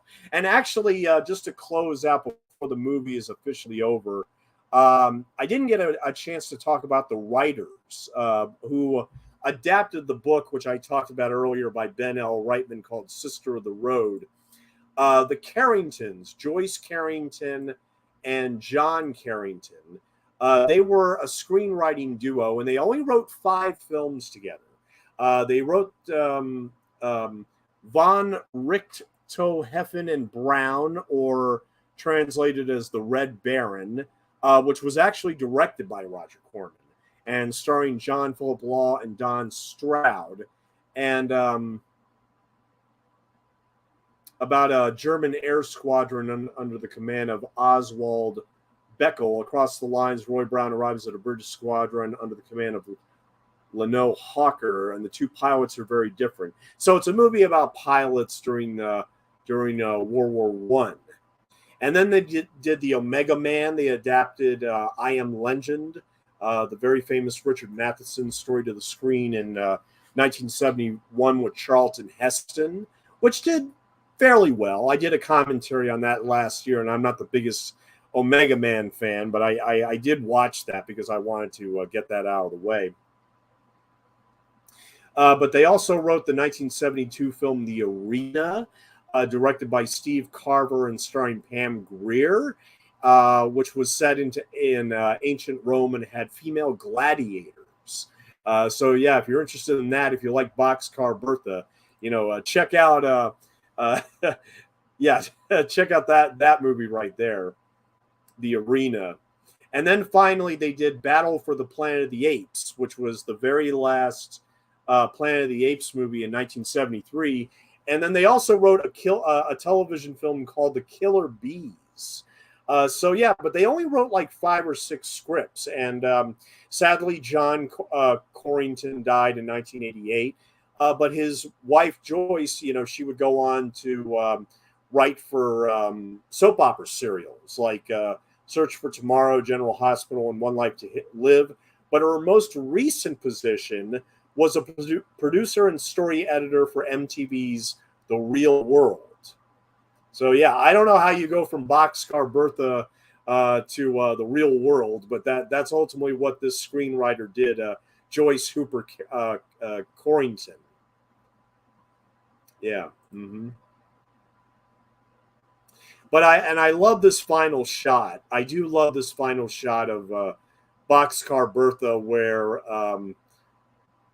Barbara Hershey is obviously very upset, with David Carradine now dead and now riding on the train, and with nails driven through or stakes driven through his palms as if he was Jesus. And here again, this makes me think of Last Temptation of Christ. I mean, the Corringtons obviously wrote this in the script, but I just can't help but think that Scorsese got the idea from the book that Barbara Hershey loaned him during production. I almost can't help but think that that's where he got the idea to end this. Probably not, though. But yeah, this is a great, sad final shot of Barbara Hershey just running with the train with with dead David Carradine up there. Like I said, he plays Bill in this movie, but just a completely different Bill, a completely different one. But yeah, Barbara Hershey and David Carradine, you know, they would be together for only another 3 years. It was actually right after Kung Fu ended that their real life relationship also ended. And of course, you know, later on, he did the Kill Bill films and, you know, had a lot of legal troubles. And then, of course, was found in I forget if it was Thailand or one of those countries where he had asphyxiated himself essentially during personal pleasure, evidently, and then that's been sort of a joke ever since, even though it's not really all that funny. But yeah, that's Boxcar Bertha. That was Martin Scorsese's second movie. We wish to thank Reader Railroad of Reader, Arkansas, its management and employer, for the assistance in making this motion picture. So, tell you what, everybody, I will be back in about 5-6 minutes, and we will go ahead and get started on Martin Scorsese's debut film, Who's That Knocking on My Door? And right before I go, say hi to Dan Shine. Great to see you, sir. Absolutely. I mean, yeah, Boxcar Bertha was it was a pretty fun little B movie. I mean, you know, here again, it has that Scorsese layer, which makes it, I think, stand out from other films of the period and other films of its kind. But yeah, I really enjoyed Boxcar Bertha. But at any rate, I'll be back in 5-6 minutes, and we will go ahead and start Martin Scorsese's first film, Who's That Knocking on My Door? So I'll be right back.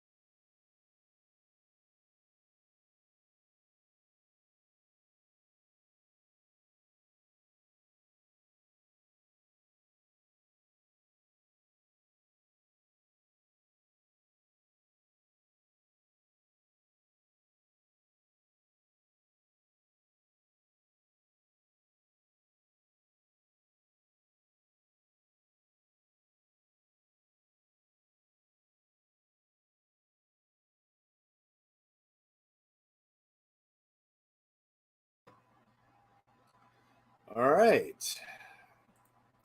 And we are back. Yes.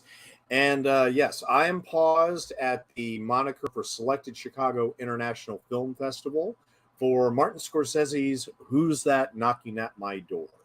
And without further ado, let's go ahead and press play at the count of 3, 2, 1, and play. Like I said, this is available at Amazon for only $2. So, and believe me, I do think it's worth it. I saw this movie for the first time just today. This is actually Martin Scorsese's mother, Catherine Scorsese, who was an actress and also, yeah, Catherine Scorsese. I mean, both of Scorsese's parents, Charles and Catherine, had worked in the New York's garment district. And Charles was a clothes presser and an actor, while Catherine was a seamstress and an actress. And both of them were of Italian descent. Uh, it's very appropriate that Scorsese opens up his very first movie with his mother. I mean, I find that awesome that he opens up his entire filmography focused on his mother baking some food for these kids. That is awesome. Okay, I mean that is a wonderful, wonderful tribute to her mother, just for giving her the entire opening sequence in his debut film, Who's That Knocking at My Door? That's pretty awesome.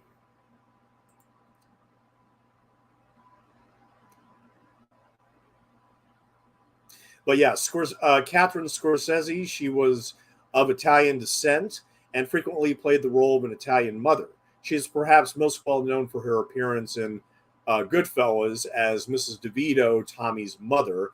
She also published a recipe book, Italian American, the Scorsese Family Cookbook. And she passed away in 1997, sadly.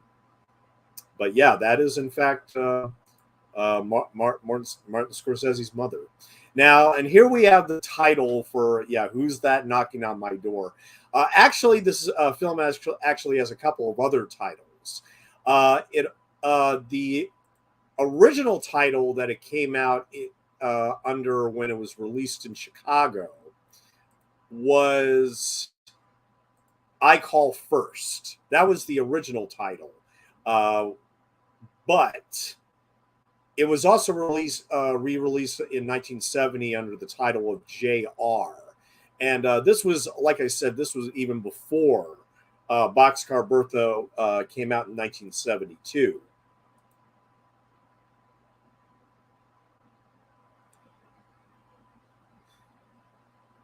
But basically, the gist behind Who's That Knocking on My Door? It was filmed in New York City over the course of 2 years. And after watching the film, it was pretty clear that, this took a while to actually shoot and finish and get into the can. In sort of the same way that David Lynch spent like 5 years of his life working on Eraserhead.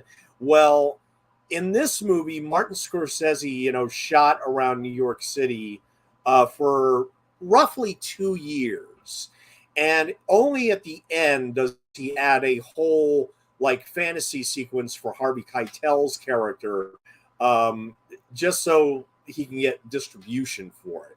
To add, could you put in a little bit of nudity for the distribution? Like, okay. I mean, and so they ended up shooting something with Harvey Keitel, which was actually used in the promotions, where he's actually handcuffed to a bed and has sex with this woman much later in the movie. But but he shot it in New York City over the course of 2 years, and it underwent many changes, new directions, and everything. The film began in 1965 by Scorsese as a student short film about JR and his do-nothing friends called Bring On the Dancing Girls. And in 1967, the romance plot with Zena Bethune was introduced and spliced together with the earlier film, and the title was changed to I Call First. Haig Manoogian, Scorsese's professor at New York University, provided $5,000 in seed money before raising an additional $65,000 from independent investors. Apart from the three producers, no one who worked on Who's That Knocking on My Door was over the age of 25. And the film was shot with a combination of 35 millimeter and 16 millimeter cameras. Scorsese shot most of the 35 millimeter footage with a Mitchell BNC camera, a very cumbersome camera that impeded mobility. He opted to shoot several scenes with the 16 millimeter Eclair NPR camera in order to introduce greater mobility, then blow up the footage to 35 millimeter. But that's essentially the background behind Who's That Knocking at My Door. And as far as the story is concerned, I mean, even though there are themes in the movie, even though there's not much of a story. I mean, yeah, there is a story, but basically, okay, Harvey Keitel, it plays JR. He's a typical Catholic Italian American young man on the streets of New York City. Even as an adult, he stays close to his home with a core group of friends with whom he drinks and carouses around. And he gets involved with a local girl played by Zena Bethune on the Staten Island ferry, and he decides he wants to get married and settle down. But as their relationship deepens, he declines her offer to have sex because he thinks she is a virgin and he wants to wait rather than, quote unquote, spoil her. And I'm gonna leave it at that for now, because I mean, this feels like a movie that was made over 2 years' time. You know, it's like, well, and here again, you know, Scorsese, you know, he was, you know, at this time, and he had already made a couple of short student films. But at this time in his career, he was about 24 years old. He was about 24, 25 years old. And he had already,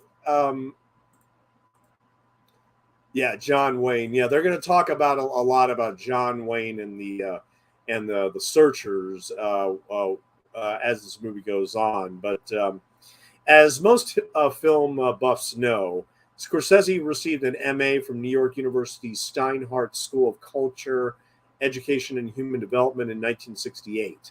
And his directorial debut was accepted into the Chicago Film Festival just before his graduation. So this is essentially his student feature film. And like I said, it's amazing that his professor believed in him enough that he would keep on getting seed money for him to keep making this movie over the course of 2 years. And here we have an extremely young Harvey Keitel. It's very true that with this film, with Scorsese's debut, it wasn't exactly Harvey Keitel's debut as well. However, because he had appeared in a movie the same year, uncredited, called Reflections in the Golden Eye, which was based on a novel by Carson McCullers. I've never seen the movie or read her book, but I've read several of her other books and also the movies that have been made from those books. However, I have not seen Reflections in the Golden Eye.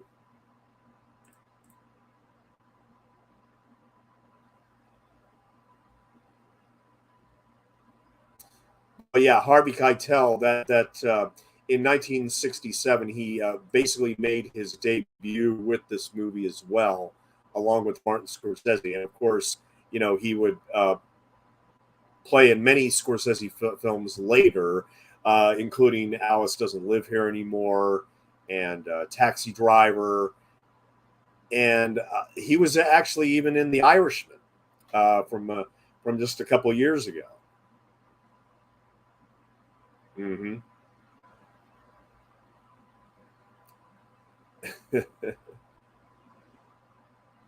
Okay, so yeah, here's Harvey Keitel talking about The Searchers, the John Wayne movie. You know, it's very interesting that John Wayne is being discussed in this scene because, like Scorsese, I'm not the biggest John Wayne film either fan either. I just okay, and it goes, and here again, it goes all the way back to that 1972 incident uh, where Marlon Brando, The Godfather, famously refused the Best Actor Oscar for the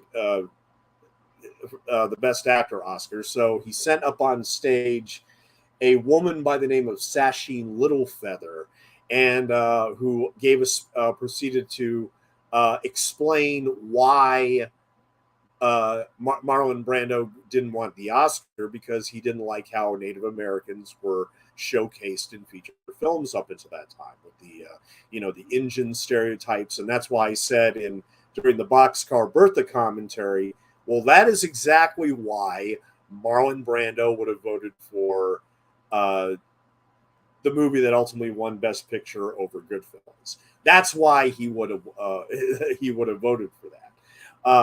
But at the same time, John Wayne was basically being held off stage because he essentially wanted to go on stage. He wanted to run on stage and tackle Sasheen Littlefeather, uh, and it really exposed his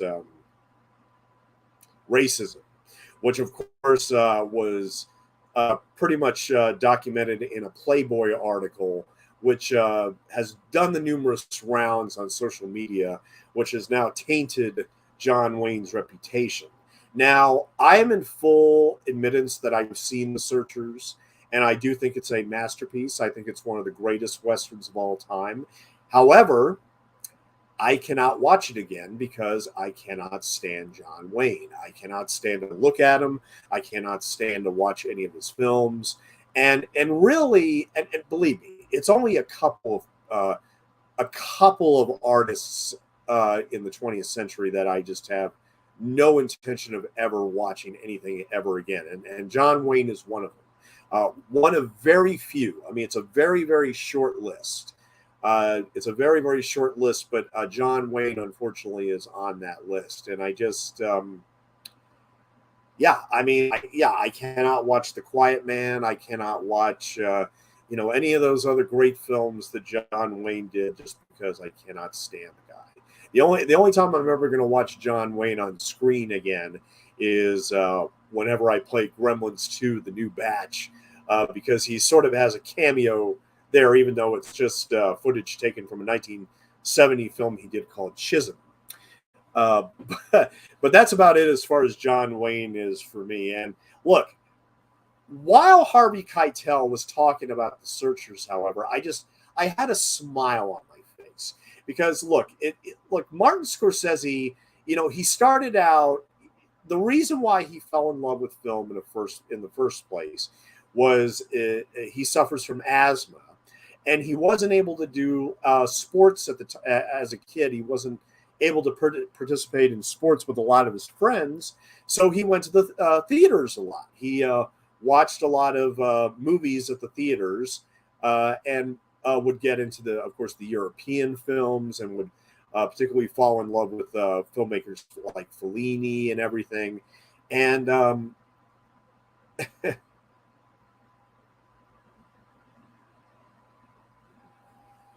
yeah, Harvey Keitel is just. I'm sorry. I'm just so struck at how young he is here. So amazing.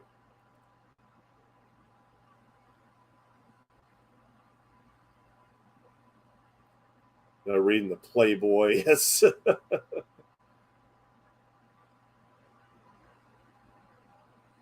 But yeah, Scorsese fell in love with the cinema because of the fact that he had asthma, and so he ended up going to the theater a lot as a child. And he would fall in love with the same type of films that his contemporaries like George A. Romero uh, would watch, and everything that would get inspiration for their films here. And I believe he made his first short film. Scorsese made his first short film in 1963.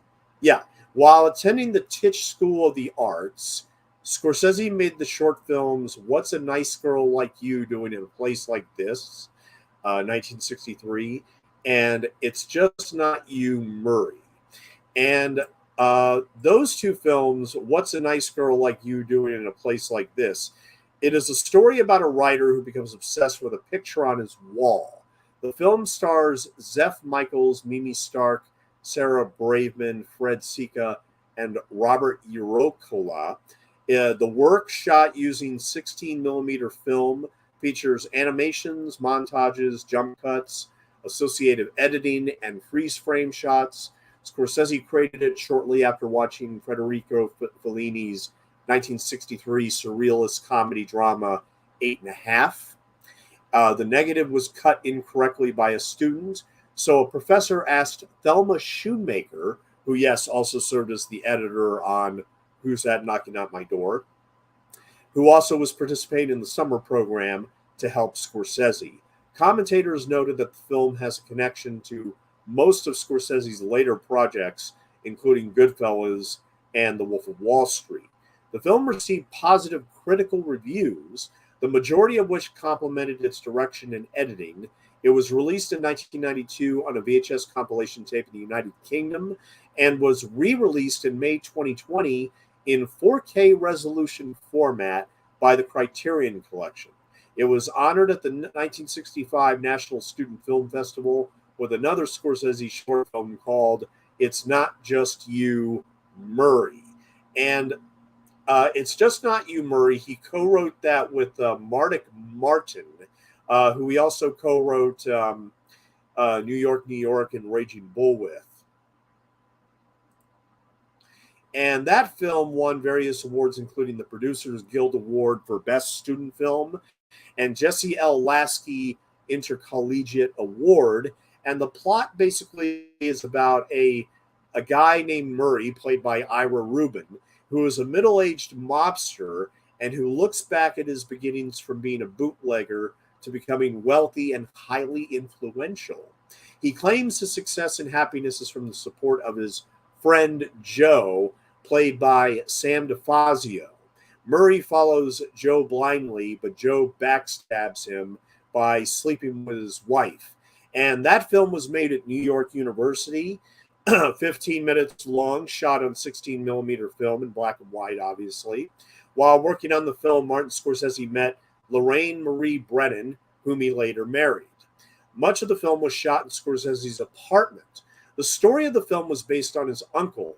Scorsese co-wrote the script with Mardik Martin, and the film marked the debut for Scorsese's mother, Catherine Scorsese, who, of course, opened up Who's That Knocking on My Door with her cooking scene. Yes.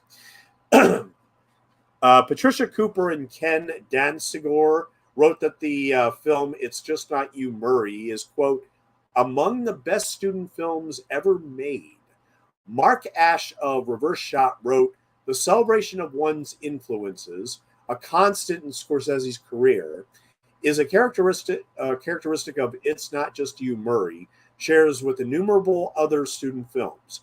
Christopher Campbell, a Business Insider, wrote that the film features a few more parallels and even seems like a template for a number of later works, including Goodfellas, Casino, and now Wolf of Wall Street. Nora Sayer of the New York Times wrote, what's pleasing throughout is the way that the narration contradicts what's taking place on the screen. Yes. Wow. Mm-hmm.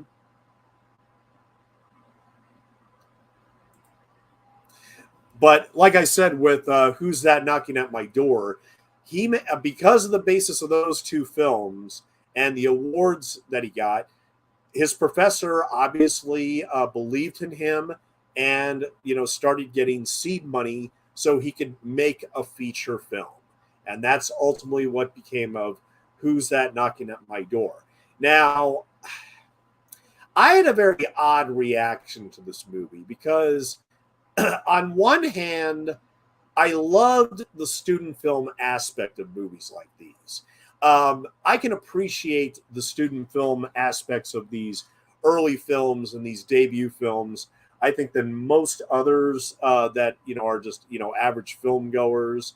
I mean, this is not for everyone. Who's That Knocking at My Door is not really, it's not a movie for everyone. I mean, yes, it's a movie that is a must-see for Scorsese aficionados. Af, af, God, I'm doing horrible tonight.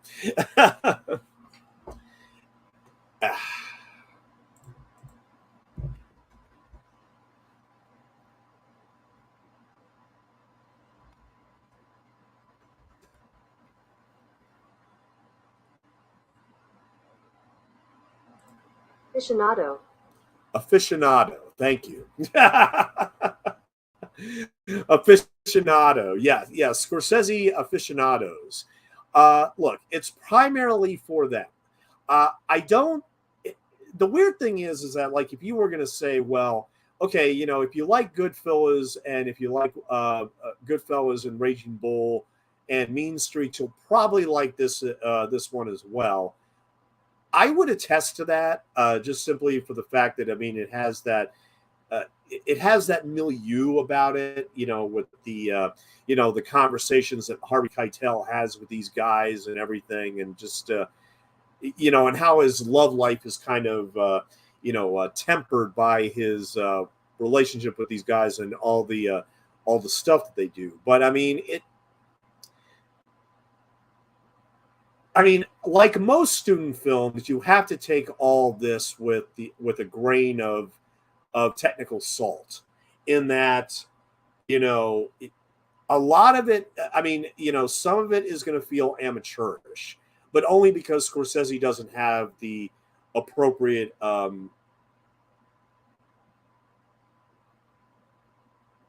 the appropriate amount of experience yet. You have to take into account that he was such a freshman on this movie, you know, so green, and yet he knew what he was doing in terms of where he wanted to go with this story. I mean, here again, I mean, he took 2 years of his life to make Who's That Knocking at My Door, and I'm pretty sure that he kept on going, knowing what was going to fit and what was not going to fit. I mean, I mean, and like I said, this is essentially more or less two films into one, and somehow he makes it work. Somehow he does make it work in terms of the story. It's essentially a character study. It's a character study about Catholic guilt within this Italian American young man. That's essentially what it's about. It's a character study. And I appreciated a lot of the early achievements that were exhibited in this movie without necessarily falling in love with the characters or the story in any real emotional sense. I mean, I just found this movie fascinating because it's, you know, it's black and white. You know, it has a very, very guerrilla filmmaking style, and that, you know, but like shots like these, just them going up this elevator with the shadows and everything, it's just wow. This is very, very impressive stuff for a 1967 low budget movie. I mean, here again, $65,000 in 1967. You know, he made it with two cameras, one 35 millimeter, one 16 millimeter, and it's pretty astonishing, the results. And, you know, granted, he would not make another movie for 4 years, you know, and he would do Woodstock in between both Who's That Knocking at My Door and Boxcar Bertha. But even in this early film, which I do think here again, it's a must-see. If you love Scorsese, you have to see this movie. You really do, because it really showcases his budding talent at such a really young age. I mean, he was 24 when he did this. 24 years old, Martin Scorsese, I think, accomplished a miracle here. And here again, I love the moody black and white photography. I loved how he is almost unsure of himself in certain shots, but at the same time, he does tell this story from beginning, middle, and end. And he does give it a sense of authenticity, you know, because of where he grew up and everything. Obviously, this is echoing his actual experiences with this and Mean Streets, because a lot of this movie would also kind of seep its way into Mean Streets, which he would make after Boxcar Bertha for Warner Brothers. But yeah, I like this tracking shot across, the bar here. We see the register, we see the coffee cups, and then we see Harvey Keitel and the female lead making out here.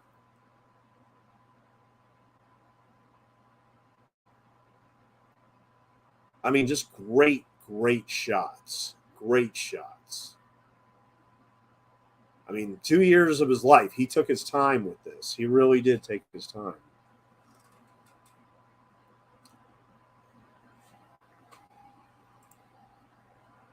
Now, we should talk a little bit about just one moment here.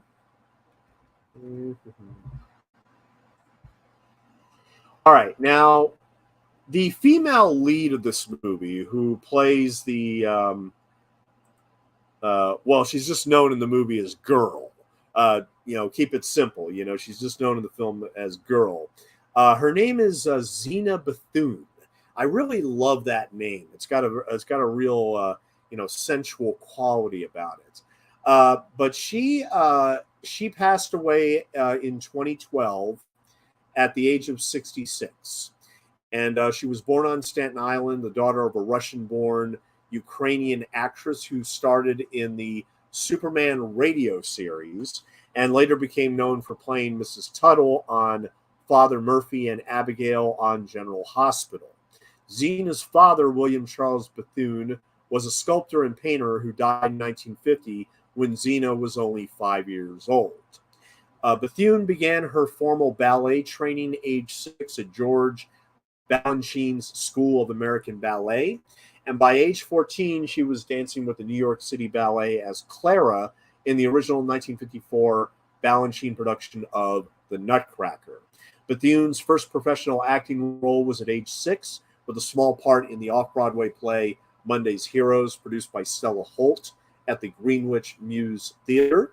As a child performer, Bethune appeared in the original cast of The Most Happy Fella, as well as several American daytime television dramas, including a stint as the first, quote, Robin Lang on the Guiding Light from May 1956 to April 1958. Bethune played President Franklin D. Roosevelt's daughter in Sunrise at Campo Bello in 1960. Newspaper columnist Dick Kleiner described Bethune's performance in a 1958 television production as, quote, a shatteringly beautiful portrayal of Tennessee Williams's young heroine in This Property is Condemned. In October 1958, she portrayed Amy March in the CBS musical adaptation of Little Women, and she portrayed Nurse Gail Lucas on The Nurses from 1962 to 1965, and appeared in other series, including Kraft Television Theater, Route 66, The Judy Garland Show, Pantomime Quiz, Hollywood Squares, Young Dr. Malone, Dr. Kildare, Gunsmoke, The Invaders, and Emergency. Bethune starred as the Girl alongside Harvey Keitel in Martin Scorsese's first feature film, Who's That Knocking at My Door, released in 1967, although much of it, including Bethune's acting parts, was filmed in 1965 for Scorsese's student film project at New York University.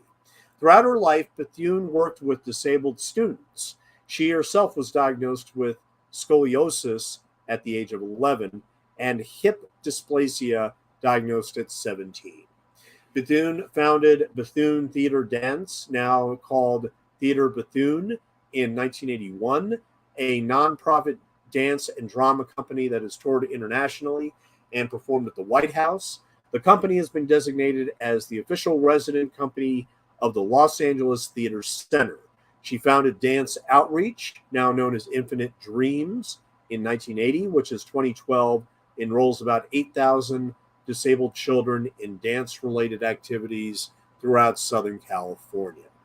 On February 12th, 5 days before her 67th birthday, Bethune was killed in an apparent hit-and-run accident while she was trying to help an injured opossum in Griffith Park, Los Angeles.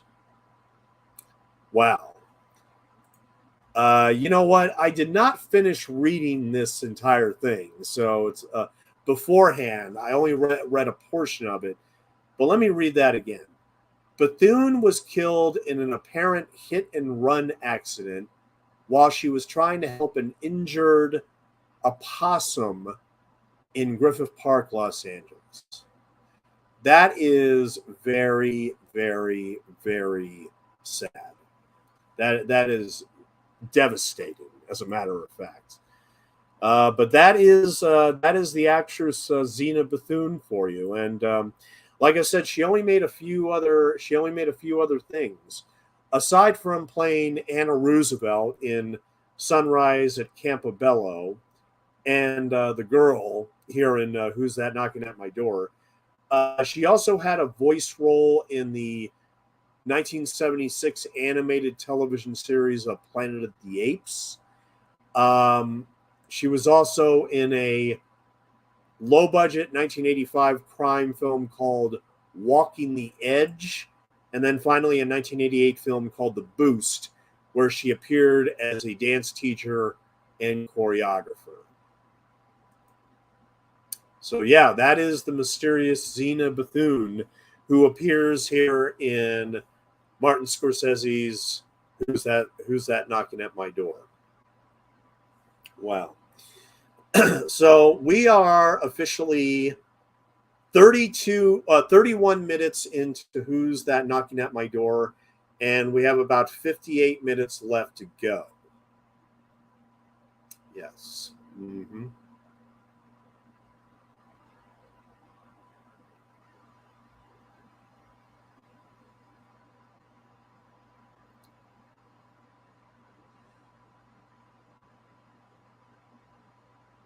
Yeah, this and Boxcar Bertha, I mean, added all those love scenes really made a difference, you think? But I don't know. And the weird thing is that in because of the black and white photography for Who's That Knocking on My Door, it seems these love scenes, they feel more artistic. You know, they don't feel as exploitative and everything. Although it is true that the sequence that's going to come up later, where Harvey Keitel is handcuffed to a bed, you know, it's almost downright pornographic the way it was shot. But we're going to get to that here pretty soon. But yeah, it's pretty amazing that this was the first official. I mean, not counting the student films, obviously, but this was the first official credit for both for Scorsese, editor Thelma Shoemaker, and actor Harvey Keitel. They all started with this movie, and they're all still working today. In fact, still working together today. I mean, Scorsese's newest film, as a matter of fact, is going to come out this year. I just read about it.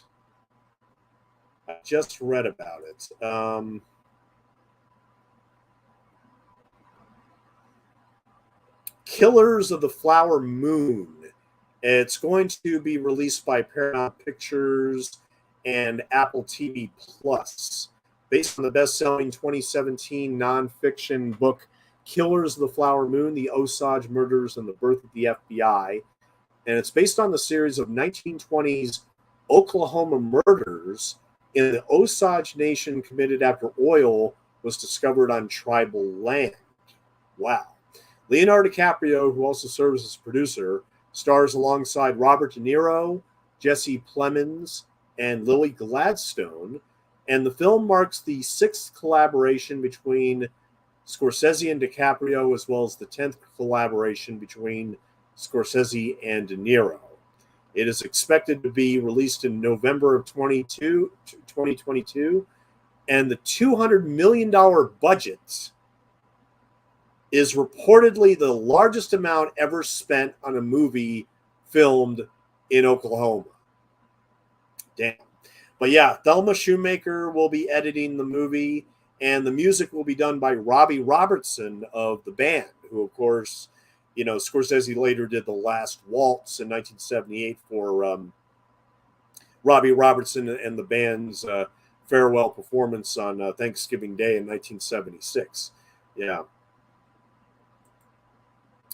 For those of you who love Scorsese and Criterion, The Last Waltz, which I think is one of my top three Scorsese films, it just got released by Criterion in a new 4K transfer and brand new bonus features. So about time to pick that up. I haven't picked it up yet, but I certainly plan to. With Criterion, I always feel the need to wait until there's a sale and then get like 10 or 12 movies in a bunch in that sale. But yeah, I mean, seriously, after reading the entire story of the actress here, Zena Bethune, it's just, it's devastating. That entire story that I just read is so devastating. And like I said, she did very little on-screen work, very little. But hey, she got to be directed by Martin Scorsese. That's all you need, I think. But these are some really good intimate scenes that Scorsese shoots from, like, almost as an outsider looking in. I mean, like how he has the camera set up right outside the doorway here, almost as if we're looking in on this couple and what they're talking about and everything.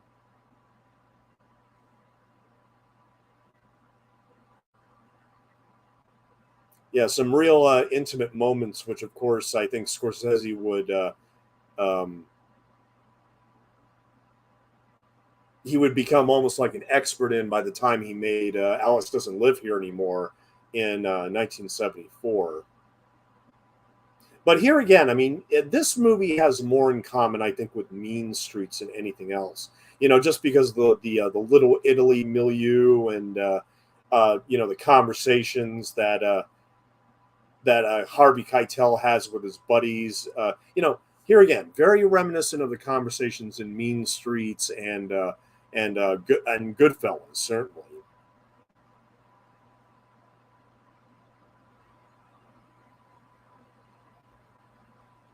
But here's Scorsese, like, doing a time transition as we see what happens as time goes on and the conversations that go on and everything. But I mean, that's the thing. This is a 90-minute movie, and it stretches out this very thin story as far as it possibly can. I mean, that's the thing. The movie is ultimately about Catholic guilt, and it focuses on Harvey Keitel's character while he's dating this girl, and also hanging out with his buddies as they, they're holding guns and everything and joking around and, just blowing steam, I guess you could say. But here again, a real intimate portrait of a character in this time and place. And like I said, I don't see this movie being high on people's lists when they think of Scorsese. I mean, it's here again, it blows my mind he's only made 25 feature films. It really blows my mind that he's only made 25. This would probably be ranked on my list maybe around 18 or 19. Would probably be a good guess. I mean,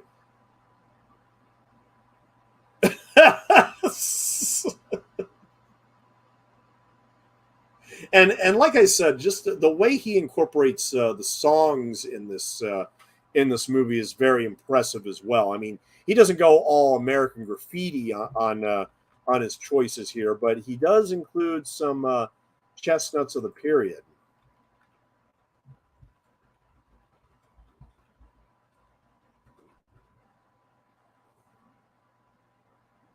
But anybody that's out in the chat, please let me know if you've ever seen Who's That Knocking at My Door. We're approximately 39 minutes in, and we got about 50 minutes left to go. So yeah, I was wondering about... Okay, yeah. Because I know, okay, this is absolutely true. Every single song on this soundtrack I've heard from other soundtracks. Every single one of them I've heard somewhere. And yet, I couldn't ever think of any of the artists or any of the songs. So I might as well just list them right here. Jenny Take a Ride, performed by Mitch Ryder and the Detroit Wheels. I've Had It by the Bell Notes.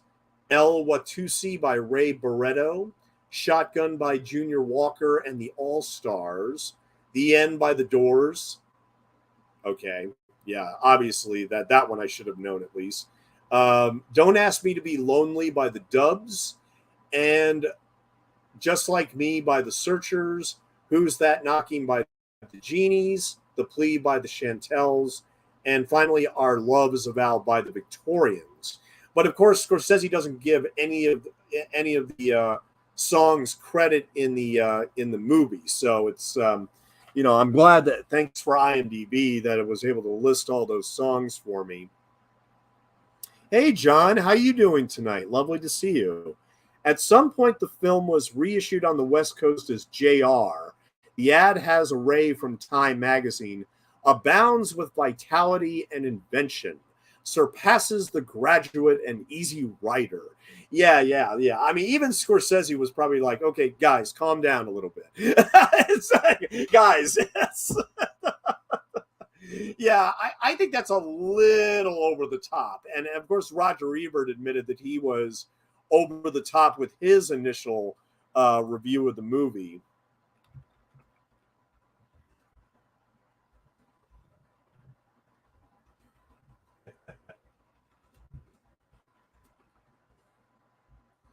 This is what Roger Ebert said about the movie after he saw the movie at the Chicago Film Festival.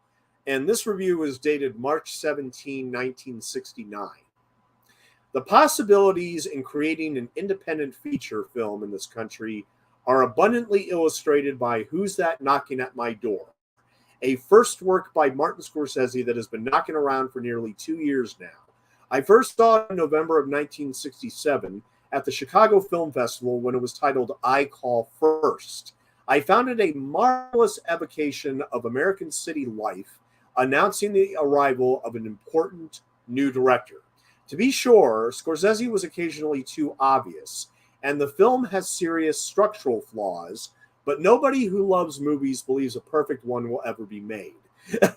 What we hope for instead are small gains on the fronts of hope, love, comedy, and tragedy.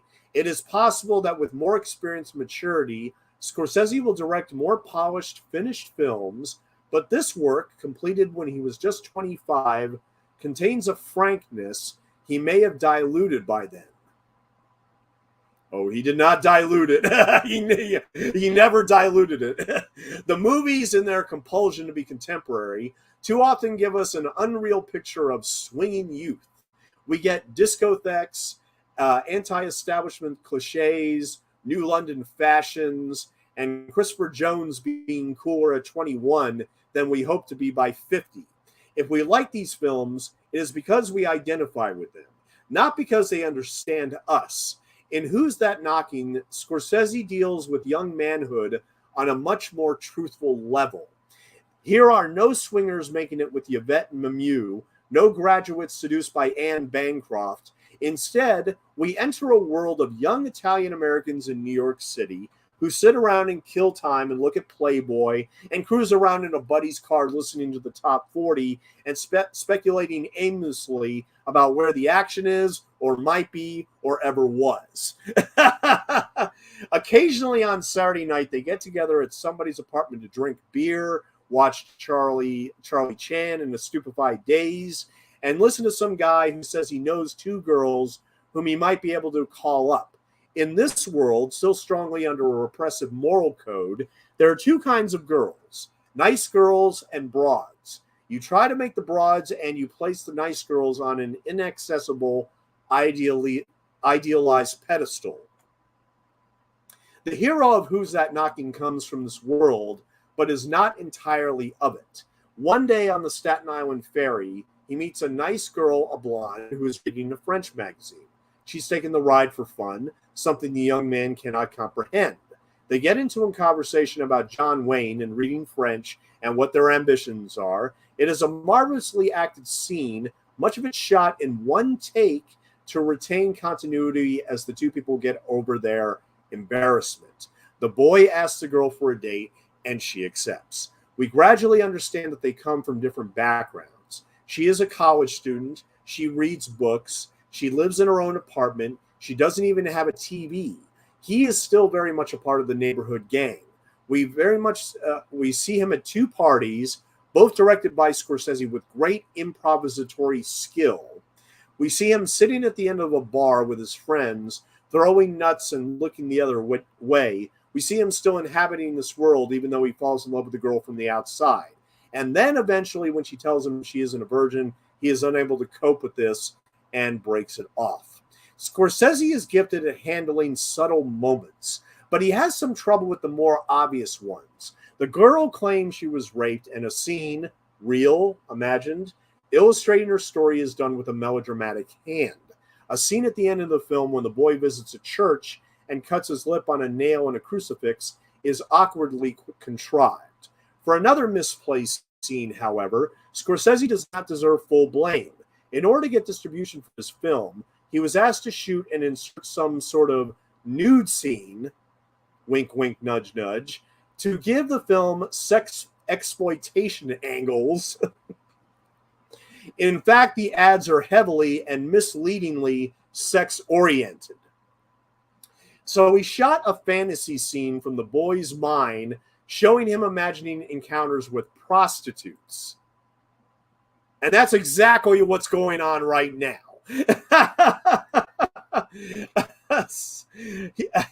Showing him imagining these encounters with prostitutes. The scene has no structural function in the film, but it is admittedly well directed and photographed. Yes, it is. It is admittedly well directed and photographed, so it kind of fits. This is essentially a director's film, but the performances are as good as we could possibly hope. Harvey Keitel is the boy, and Zena Bethune, former star of the TV series The Nurses, as the girl, find exactly the right tone together.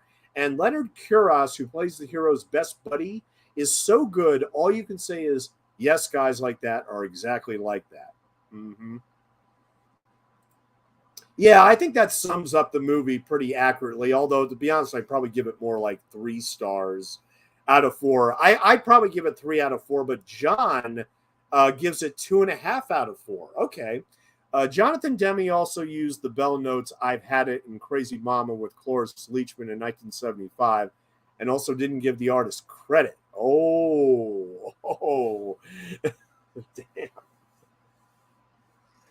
But yeah, like I said, the thing about Who's That Knocking at My Door is that it's a feature-length student film.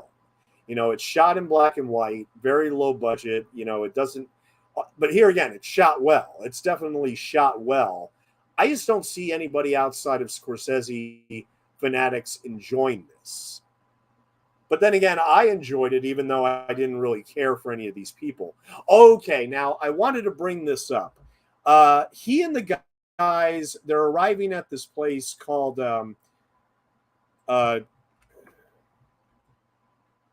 Kopaki in New York State. I wanted to talk about this. Yeah. Kopaki, because they show different signs and everything. I have to talk about this. Kopaki is a town in Columbia County, New York. The population was 3,615 at the 2010 census, and the town derives its name from a lake which was known to the natives as Kopaki or Akkook Peak, meaning snake pond.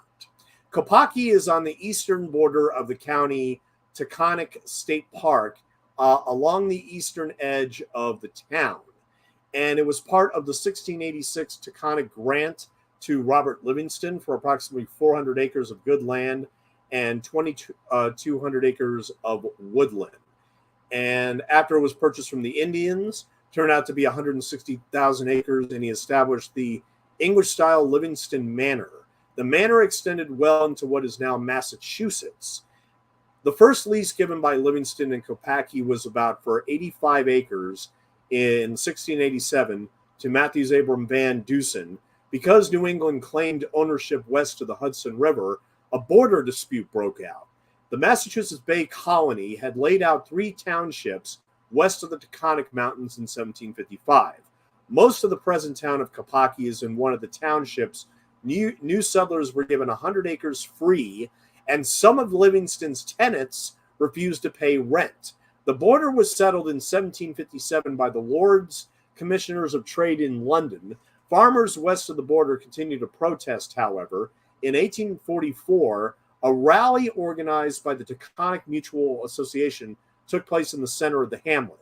After the rally, the arrest of several of the leaders sparked wider protests. Eventually, the anti-rent party was formed in New York State, and New York instituted land reform.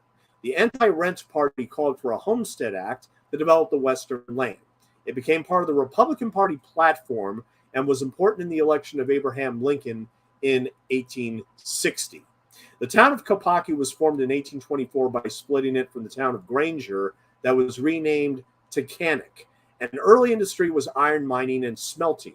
In Taconic State Park, adjacent to Kopaki Falls, is the Ore Pit, a former iron mine, now a 40-foot deep swimming pond. Kopaki is home to a handful of summer camps for adults and children, and filmed with other activities to do in the summer, such as swimming, hiking, biking, and water skiing. In the winter, residents and tourists can visit nearby ski mountains, such as Catamount Ski Area. So Kopaki is, they make a big deal out of showcasing Kopaki in this movie. So I felt the need to actually talk about Kopaki while they're hanging out in Kopaki. So there you go. Now, this is obviously 16 millimeter footage right here. The 35 millimeter footage, I think, tends to be much more cleaner, less dark. But, we're scared of snakes. Well, yeah, I mentioned it was called Snake Pond. So obviously there's got to be a lot of snakes around here. Wow, that was a pretty eye-popping zoom there. Oh my God, I can't believe I missed out on that the first time. That was an amazing zoom out. Oh man.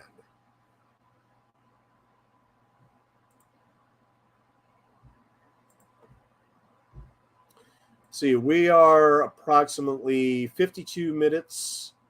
We're just under 53 minutes here, about 53 minutes in and 37 minutes left to go.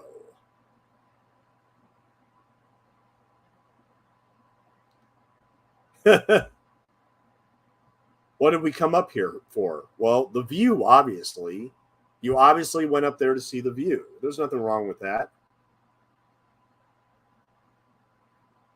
Like I said, when I was watching this for the first time, it was just like, okay, they say things every 5 minutes. And it's like, okay, well, we're going to draw this out for as much as possible. Look, beautifully shot. Don't get me wrong. This is all beautifully shot. But damn, they have stretching that out to 90 minutes. And like I said, this is the editor, Thelma Shoemaker, we're talking about, who is, of course, edited practically every Martin Scorsese movie from 1967. But it's like, this movie could have been 75 minutes. It could have been 75 minutes. It didn't have to be stretched out this much. In a bar with a bunch of hillbillies drinking, I ought to have my head examined.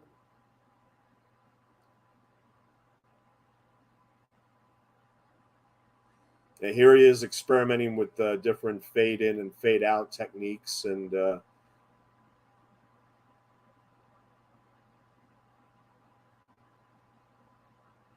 I mean, that's the thing with first films. You always have to showcase everything you've learned in school, no matter what it is. Like sometimes they would add stuff that may make no sense to a casual audience.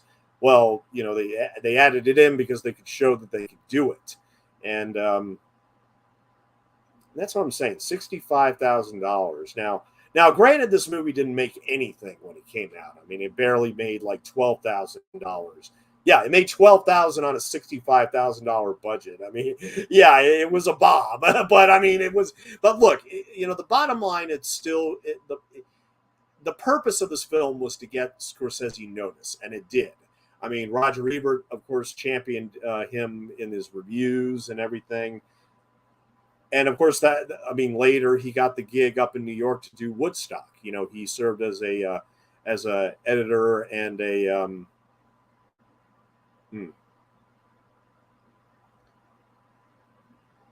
yeah, he served as an editor on Woodstock, the Academy Award winner for Best Documentary in 1970, and assistant director. That's what I was trying to think of. Yeah, he served as assistant director and editor. So.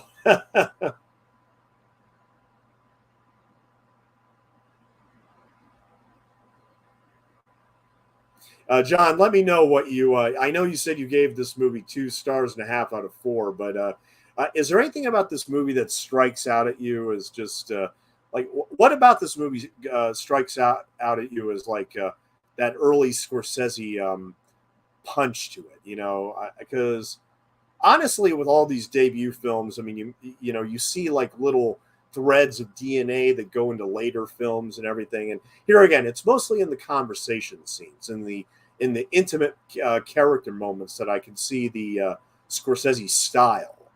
But I mean, is there anything about this movie that really sticks out to you? I mean, whether it's on a technical level or a character level or you know any level whatsoever. I'd really like to know. Because, I mean, after I finished watching this earlier today, I was thinking, you know, if I had never heard of this guy before, Martin Scorsese, and I went to a film festival, I would be very impressed at this. I mean, in 1967, I would be absolutely impressed by this film in 1967 at a film festival from some kid from NYU or who had attended NYU. Yes, I mean, I would be that impressed with it.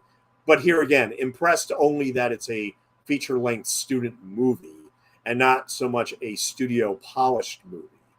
Um, but at the same time, this is like I said, this was a stepping stone for Scorsese to get from student films to Boxcar Bertha, and then eventually to the gangster epics we know of as like Mean Streets and Goodfellas. But here again, it's always the Scorsese movies that don't get enough attention that I tend to prefer over the ones that get all the attention. After Hours, hands down, is one of my favorite Scorsese's, and it's one of my favorite movies of the 1980s. And yet it never gets talked about. I really like The Aviator. I really like Gangs of New York. I still have to see Silence, which is the one that he made with Andrew Garfield. But and I've never seen The King of Comedy, and I know that people are going to scream at me like, "You've never seen The King of Comedy?" No, no, I've never seen The King of Comedy. I do plan on seeing The King of Comedy at some point, but I've seen I think I've seen pretty much every other Scorsese film. There might be one or two. I don't think I've seen Kundun either. I think Kundun and The King of Comedy are pretty much the only two, and Silence. Yeah, I think those are the only three I've never seen. I'm pretty certain of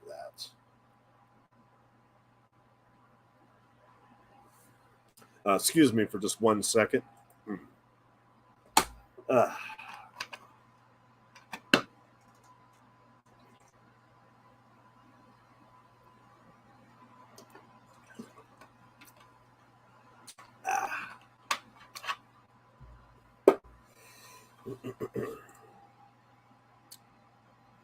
Okay, so we're at the 59-minute mark here, with approximately 30 minutes left to go as we see this dramatic reenactment of a rape. I mean, like I said, she is a rape victim, and we're seeing this flashback and how Harvey Keitel is going to take all this information.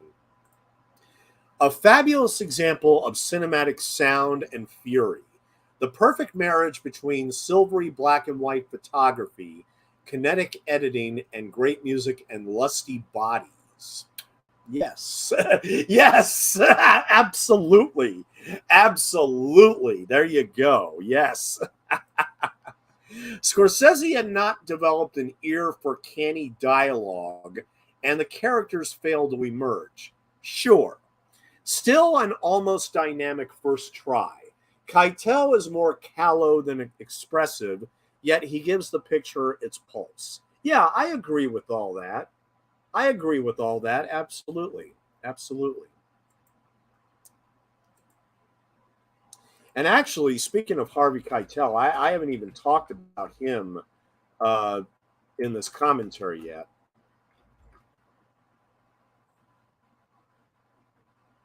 But Harvey Keitel is still with us. He just turned 83 years old. Yeah, he just turned 83 years old last month. And like I said, his first two films were both Who's That Knocking on My Door as JR and Reflections in a Golden Eye, where he had an uncredited bit as a soldier.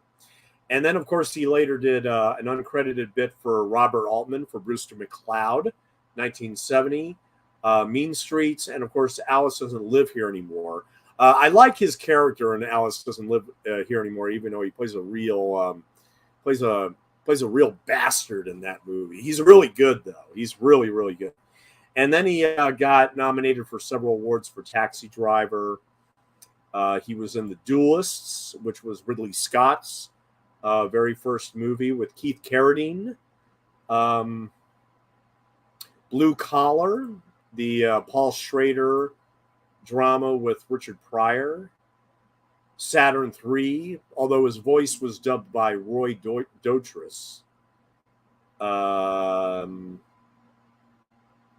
He was in the Brian De Palma film Wise Guys. Last Temptation of Christ, where he was actually nominated for worst supporting actor by the Golden Raspberries. Was Harvey Keitel really that bad in Last Temptation of Christ? I don't know about that. But the Two Jakes, he was in Thelma and Louise as the detective who was hot on their trail. And then he got numerous awards for Bugsy, where he played Mickey Cohen in the movie Bugsy. He was really good in that. Bad Lieutenant. I've seen Bad Lieutenant. That's a great, great, great Harvey Keitel performance. And that was actually probably his biggest year, because he did that along with Reservoir Dogs, the Quentin Tarantino debut film, and Sister Act, where he played Vince LaRocca in Sister Act. He was also in Point of No Return, The Piano, where he won the Australian Film Institute Award for Best Actor. Dangerous Game, The Young Americans, Monkey Trouble, Smoke, From Dusk Till Dawn, U571. Now, I got to stop right there and say, look, U571, that was a film that kind of got blasted by the critics for its inaccuracies. It's a submarine thriller. It's a German U-boat submarine thriller. And Harvey Keitel plays a Navy chief who is very, very wise, very, very, very much a sage among the group of enlisted men that go out there to get this German U-boat. And he's just great in it. I mean, that was probably the first time I really, really liked Harvey Keitel as an actor, where he takes this, kind of a cliched role of a chief petty officer and turns it into a warm and wise person. And of course I saw it when I was in the Navy, so I know that goes into it. But no, he was really good in that. That same year, he also played Satan in the Adam Sandler movie Little Nicky. And he also played an FBI agent in Red Dragon, National Treasure. He played another FBI agent. Yeah, he's very good in these law enforcement roles. I mean, he really really excels at those, doesn't he? And of course, he was also in The Irishman, which was, of course, the Martin Scorsese epic from a few years ago. And I'm surprised he didn't get credit on the poster, because they gave Robert De Niro and Joe Pesci and Al Pacino credit. I mean, why not give Harvey Keitel credit too? I mean, come on. He was in your first movie, Marty. Come on. You could have put his name on the damn poster. But see, these scenes right here where they're just all laughing and smoking cigarettes, it makes me think of Goodfellas. It really makes me think of Goodfellas, these scenes right here. Brunch, ham, eggs, and eggs Benedict. Yeah. But I mean, U571 and Bad Lieutenant might be my favorite Harvey Keitel performances. And also, Alice doesn't live here anymore, even though he plays a real bastard in that movie. I mean, you just want to. He's only in it for I think in the a middle chunk of it for only 20 minutes or something, because he develops this relationship with Ellen Burstyn in it. But it was a great, perfect supporting role for Harvey Keitel. Obviously, a little bird told Scorsese that he was going to be perfect for that role. So, funnily enough, some of these shots in the apartment building remind me of the ones in Taxi Driver. Very oddly enough.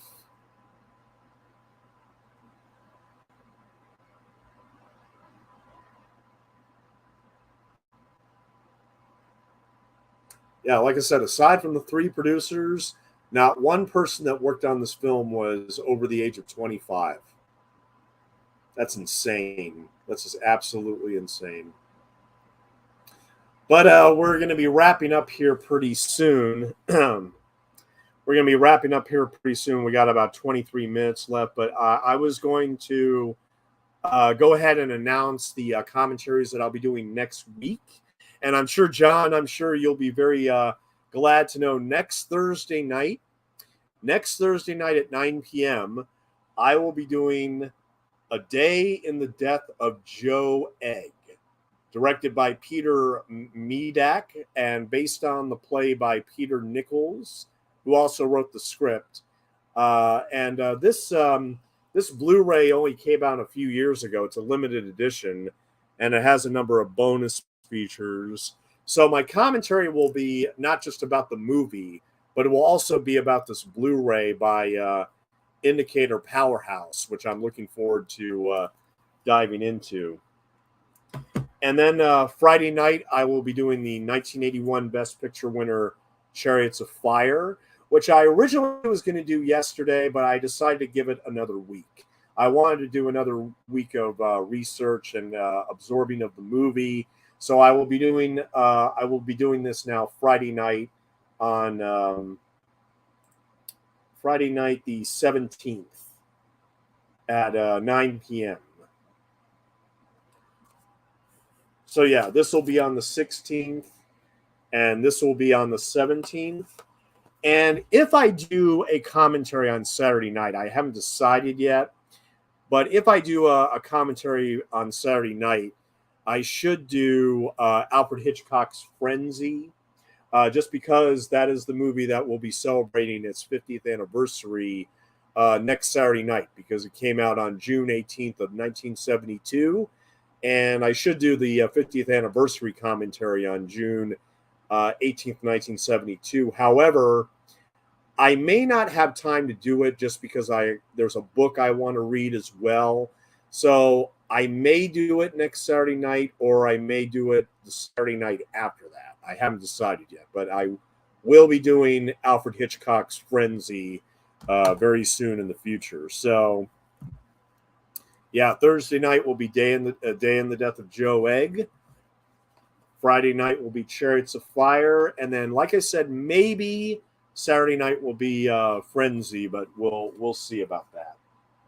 We'll see if my voice is still active after two nights of talking straight.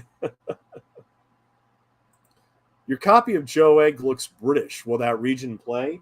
Actually, it will. Yeah, this is something I double-checked beforehand. Because as you can see down there at the bottom, wait for it to come in focus here, but it essentially plays on ABC players. So it's basically an all-region Blu-ray, but the Indicator Powerhouse label is in fact a British company. But the bottom line is I will be able to watch the movie and all the extras that are on this Blu-ray. Thank goodness. But yeah, it does play all region play. Mm-hmm.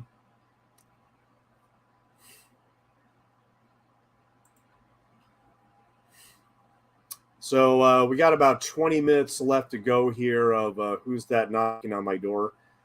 Thelma, come on. You could have made this 70 minutes and it would have been, you know, I'm sure Scorsese still would have had his career had you just cut maybe 15, 20 minutes out of this movie. But like I said, these scenes kind of just drag on and on. And here again, Scorsese, he livens things up with the music and all those other things. But, you know,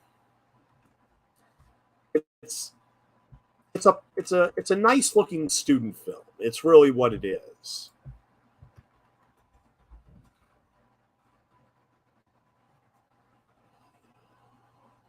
Let's see here. Let's see.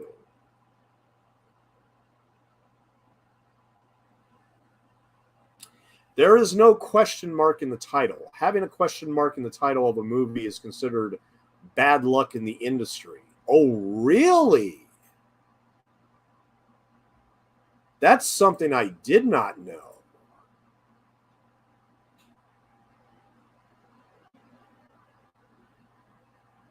That is very interesting.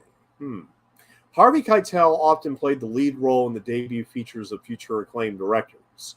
Apart from Martin Scorsese's debut, he was also the lead in the first features of Ridley Scott and Quentin Tarantino.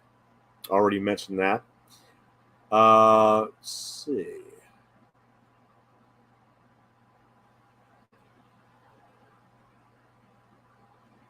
A scene with Harvey Keitel laying on a bed while The End by the Doors is playing in the background almost got repeated in Apocalypse Now, though in different circumstances.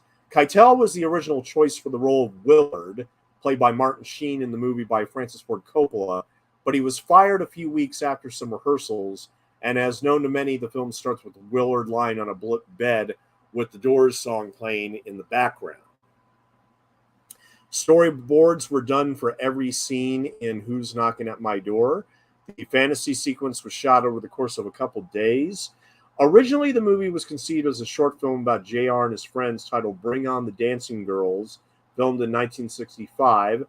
In 1967 was filmed the romance plot with the girl, added to the earlier short film with the title I Call First. And this version was what premiered at the Chicago Film Festival in November 1967.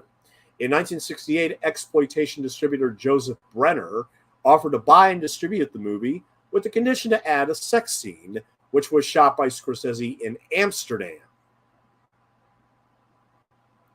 He shot that entire sequence in Amsterdam. The film with that new scene was premiered in September of 1968 with the title Who's That Knocking at My Door? And it's the movie as we know it. Okay. John Cassavetes was an admirer of this movie. Okay. In one scene, Harvey Keitel enters a bar and orders Johnny Walker to drink. Several years later, Keitel would star in an advertisement for Johnny Walker. Okay. Co-star, yeah, we read about that already. Yeah. I'm going to read it again. I don't care. This is so tragic, but the woman that played in this movie, Zena Bethune, she was killed by two cars and killed as she got out of the car on the highway. Irony has it that she was intending to rescue a possum that had strayed onto the road.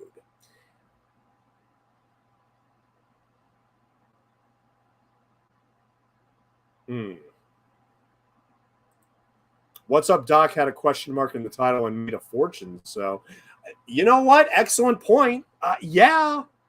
Yeah, I don't, yeah, I don't know. Like I said, I never heard that before, that a question mark adding to the title is considered bad luck. But yeah, that's a perfect example yeah, that had a question mark and that did just fine. So I don't know. I don't know.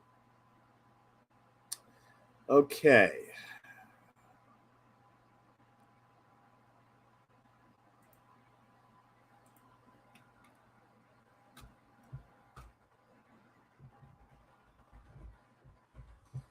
And forgive me, but I've run out of things to say. I've run out of things to say about who's that knocking at my door. I mean, it's just I made it. I managed to make it 75 minutes in. I made it 75 minutes in talking, and now I got 15 minutes left, and I have absolutely nothing else to say about it. Well, okay, let me just sum up with Boxcar Bertha and this movie because okay, now that I've seen Martin Scorsese's first two films, I'm now bound and determined to watch the other films in his filmography that I just haven't seen yet. And like I said, they include The King of Comedy, Kundun, and the one with Andrew Garfield, Silence, that he made in 2016. Those are the only movies left I haven't that have been directed by Scorsese that I still have not seen. So after watching these first two films by him, I will be sure to finish the others as well. Here again, Scorsese has never been my favorite director, and he never will be.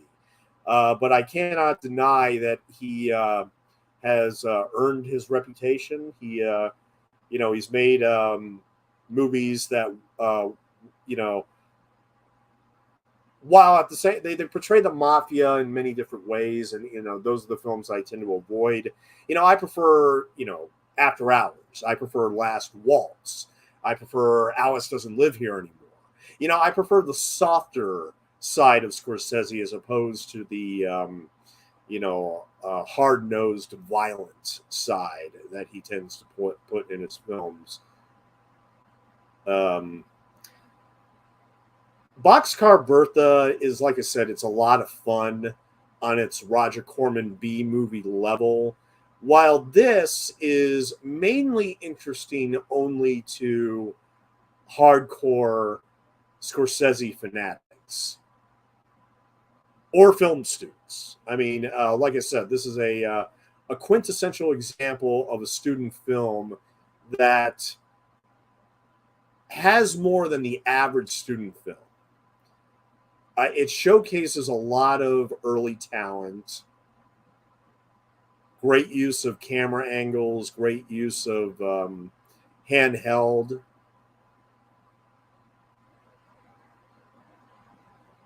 Keitel blooming into an actor that we know him as today. Although it's funny is that Robert De Niro and Leonardo DiCaprio later became Scorsese's go-to guys, while Keitel would only show up like intermittently. But usually, I mean, he still has a number of key roles. But I can definitely say that I'm very, very glad to have seen both Boxcar Bertha and Who's That Knocking at My Door now.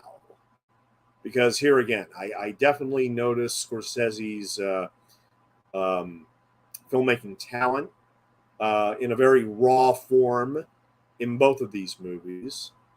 I don't think I'll ever watch him again, honestly. But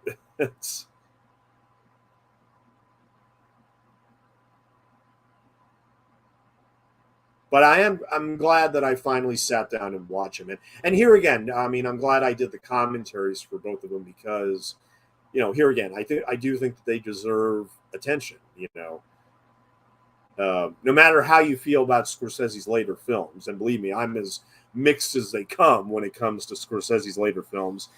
These two early efforts are still very, very impressive, even if you didn't know who Scorsese was. Um, yeah, whatever happened to Baby Jane? Who's Afraid of Virginia Woolf? What about Bob? All success. The Love God? No. Well, don't forget the Roman Polanski film, What? And then the Richard Dreyfuss film, Whose Life Is It Anyway? I mean, there are films with question marks that, of course, did nothing at the box office, but then you list those movies right there and you're like, well, yeah, a question mark does not necessarily mean that there's going to be no success. So I don't know where that quote unquote fact came from that they tend to avoid using question marks. I don't know. I honestly can't really add to that in any way.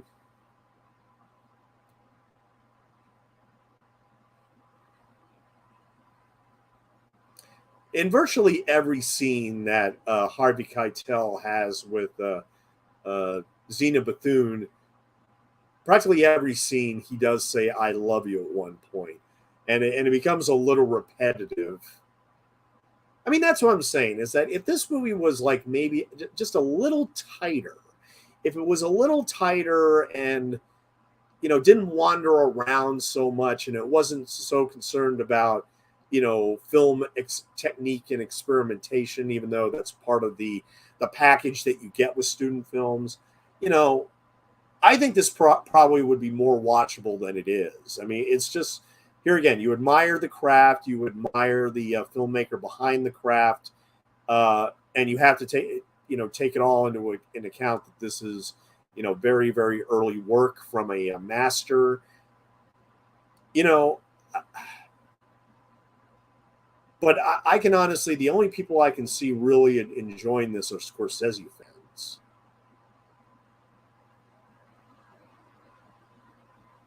And honestly, I don't think this movie has ever been released on Blu-ray or DVD. I could be wrong about that. Um, that's something actually I could check real quick before we wrap up here.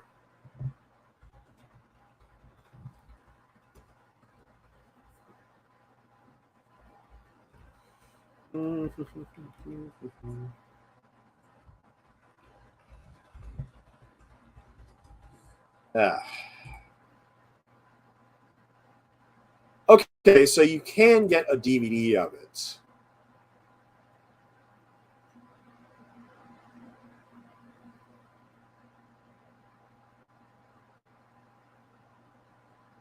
And the DVD was released by Warner Home Video. Yeah, it was released by Warner Home Video in 2004. So you can get a DVD of it, although I don't know for sure if it has any bonus features on it.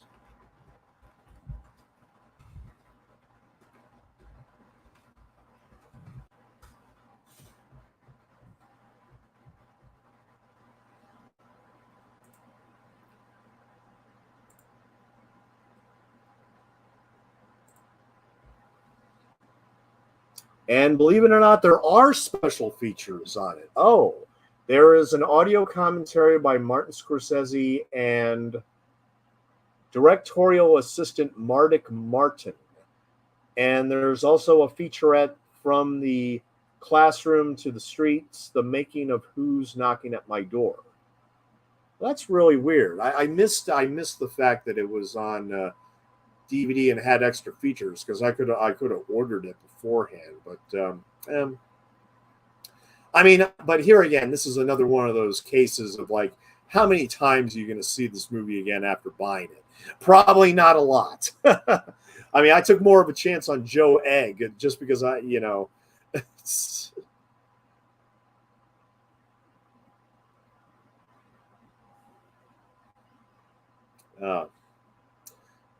but yeah, here we are. We're in the home stretch here. We got about 6 minutes left to go as Harvey Keitel and Zena Bethune close their characters with uncertainty and Well, Harvey just called her a whore right here, so yeah. And he's going to go back to the church to, I guess, repent for what he said. I don't know. Of course, it's never really made clear, but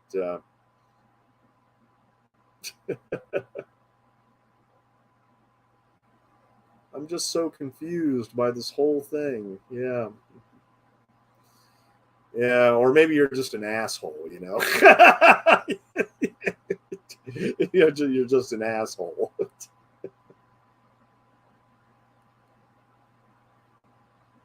Here again, that's the thing about Scorsese, is that he's fascinated by assholes. And I don't share that fascination. I just don't. You know, look, whatever. Yeah, and that's what I'm saying. Raging Bull and Goodfellas, they have technical aspects galore, which are glorious, but they're just not watchable films for me. Just because I can't stand those characters, and I can't stand the situations that they're in. It's like I would never want to hang out with these people, so why do I want to watch a movie about them? I'd rather watch this.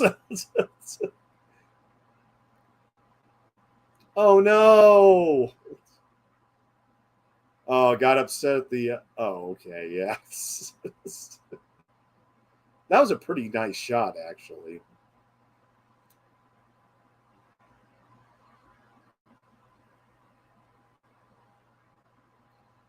Forgive me, Father, for I have sinned again. Oh my God, she is so right about that. See, that's exactly. I share Pauline Kael's sentiment exactly. What am I doing here watching these two dumb fucks? Exactly. What am I doing here watching these two dumb fucks?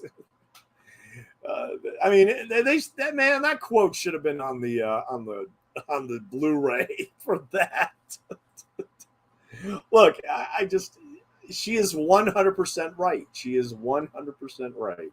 Here again, technical brilliance aside, at the end of the day, Raging Bull is just about an asshole who likes to punch people.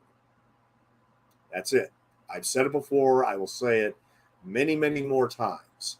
It's just about an asshole who likes to punch people. But you know what? Here, in all seriousness, I am very glad that I was finally able to watch the first two films in Martin Scorsese's filmography, and now I'm I'm eventually bound and determined to watch the other films that he made that I haven't seen yet. All right, Marty, a little too much zoom-ins on the Christ and the crucifixes here. I mean, maybe like a little too much here. We get the point, We totally get the point.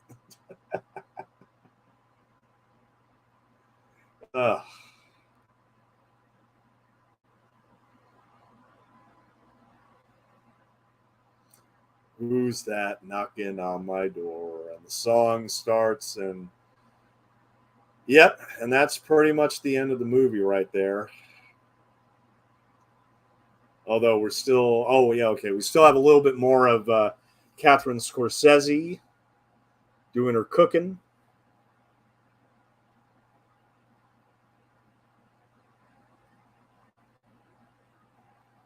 Man, Marty loved doing those zooms on the Christ. He loved doing those zooms on the.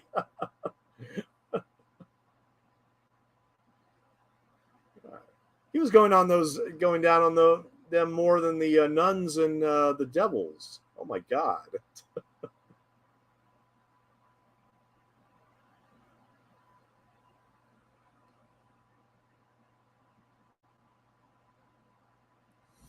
And I think that's officially the end. Yep, there's the credits right there. Girl, Zena Bethune, Jr., Harvey Keitel. Yep. Mother, Catherine Scorsese. Yep. So, yeah, that is Who's That Knocking at My Door? Yeah. Well, anyway, I want to thank you all for joining me for this double commentary for Martin Scorsese's very first two films. Boxcar Bertha and Who's That Knocking at My Door. Hope you enjoyed both of them. Hope Yep, editor Thelma Shoemaker. One of her very first credits. Yeah. Yep, better than Zapped Again. I do agree with that, John. Absolutely, it's better than Zapped Again. Yeah. So anyway, yeah, Thursday night on the 17th, or excuse me, Thursday night, June 16th, I will be doing A Day in the Death of Joe Egg, as I showed just right there. And then Friday night will be Chariots of Fire. And then probably Frenzy on Saturday night, but we shall see about that. We acknowledge with thanks to cooperation of the Office of the Mayor of the City of New York in making this film. Yes, indeed. And distributed by Warner Brothers. Yeah. So, at any rate, thank you so much for joining me, and you all have a great evening. Have a good one, John. Thank you.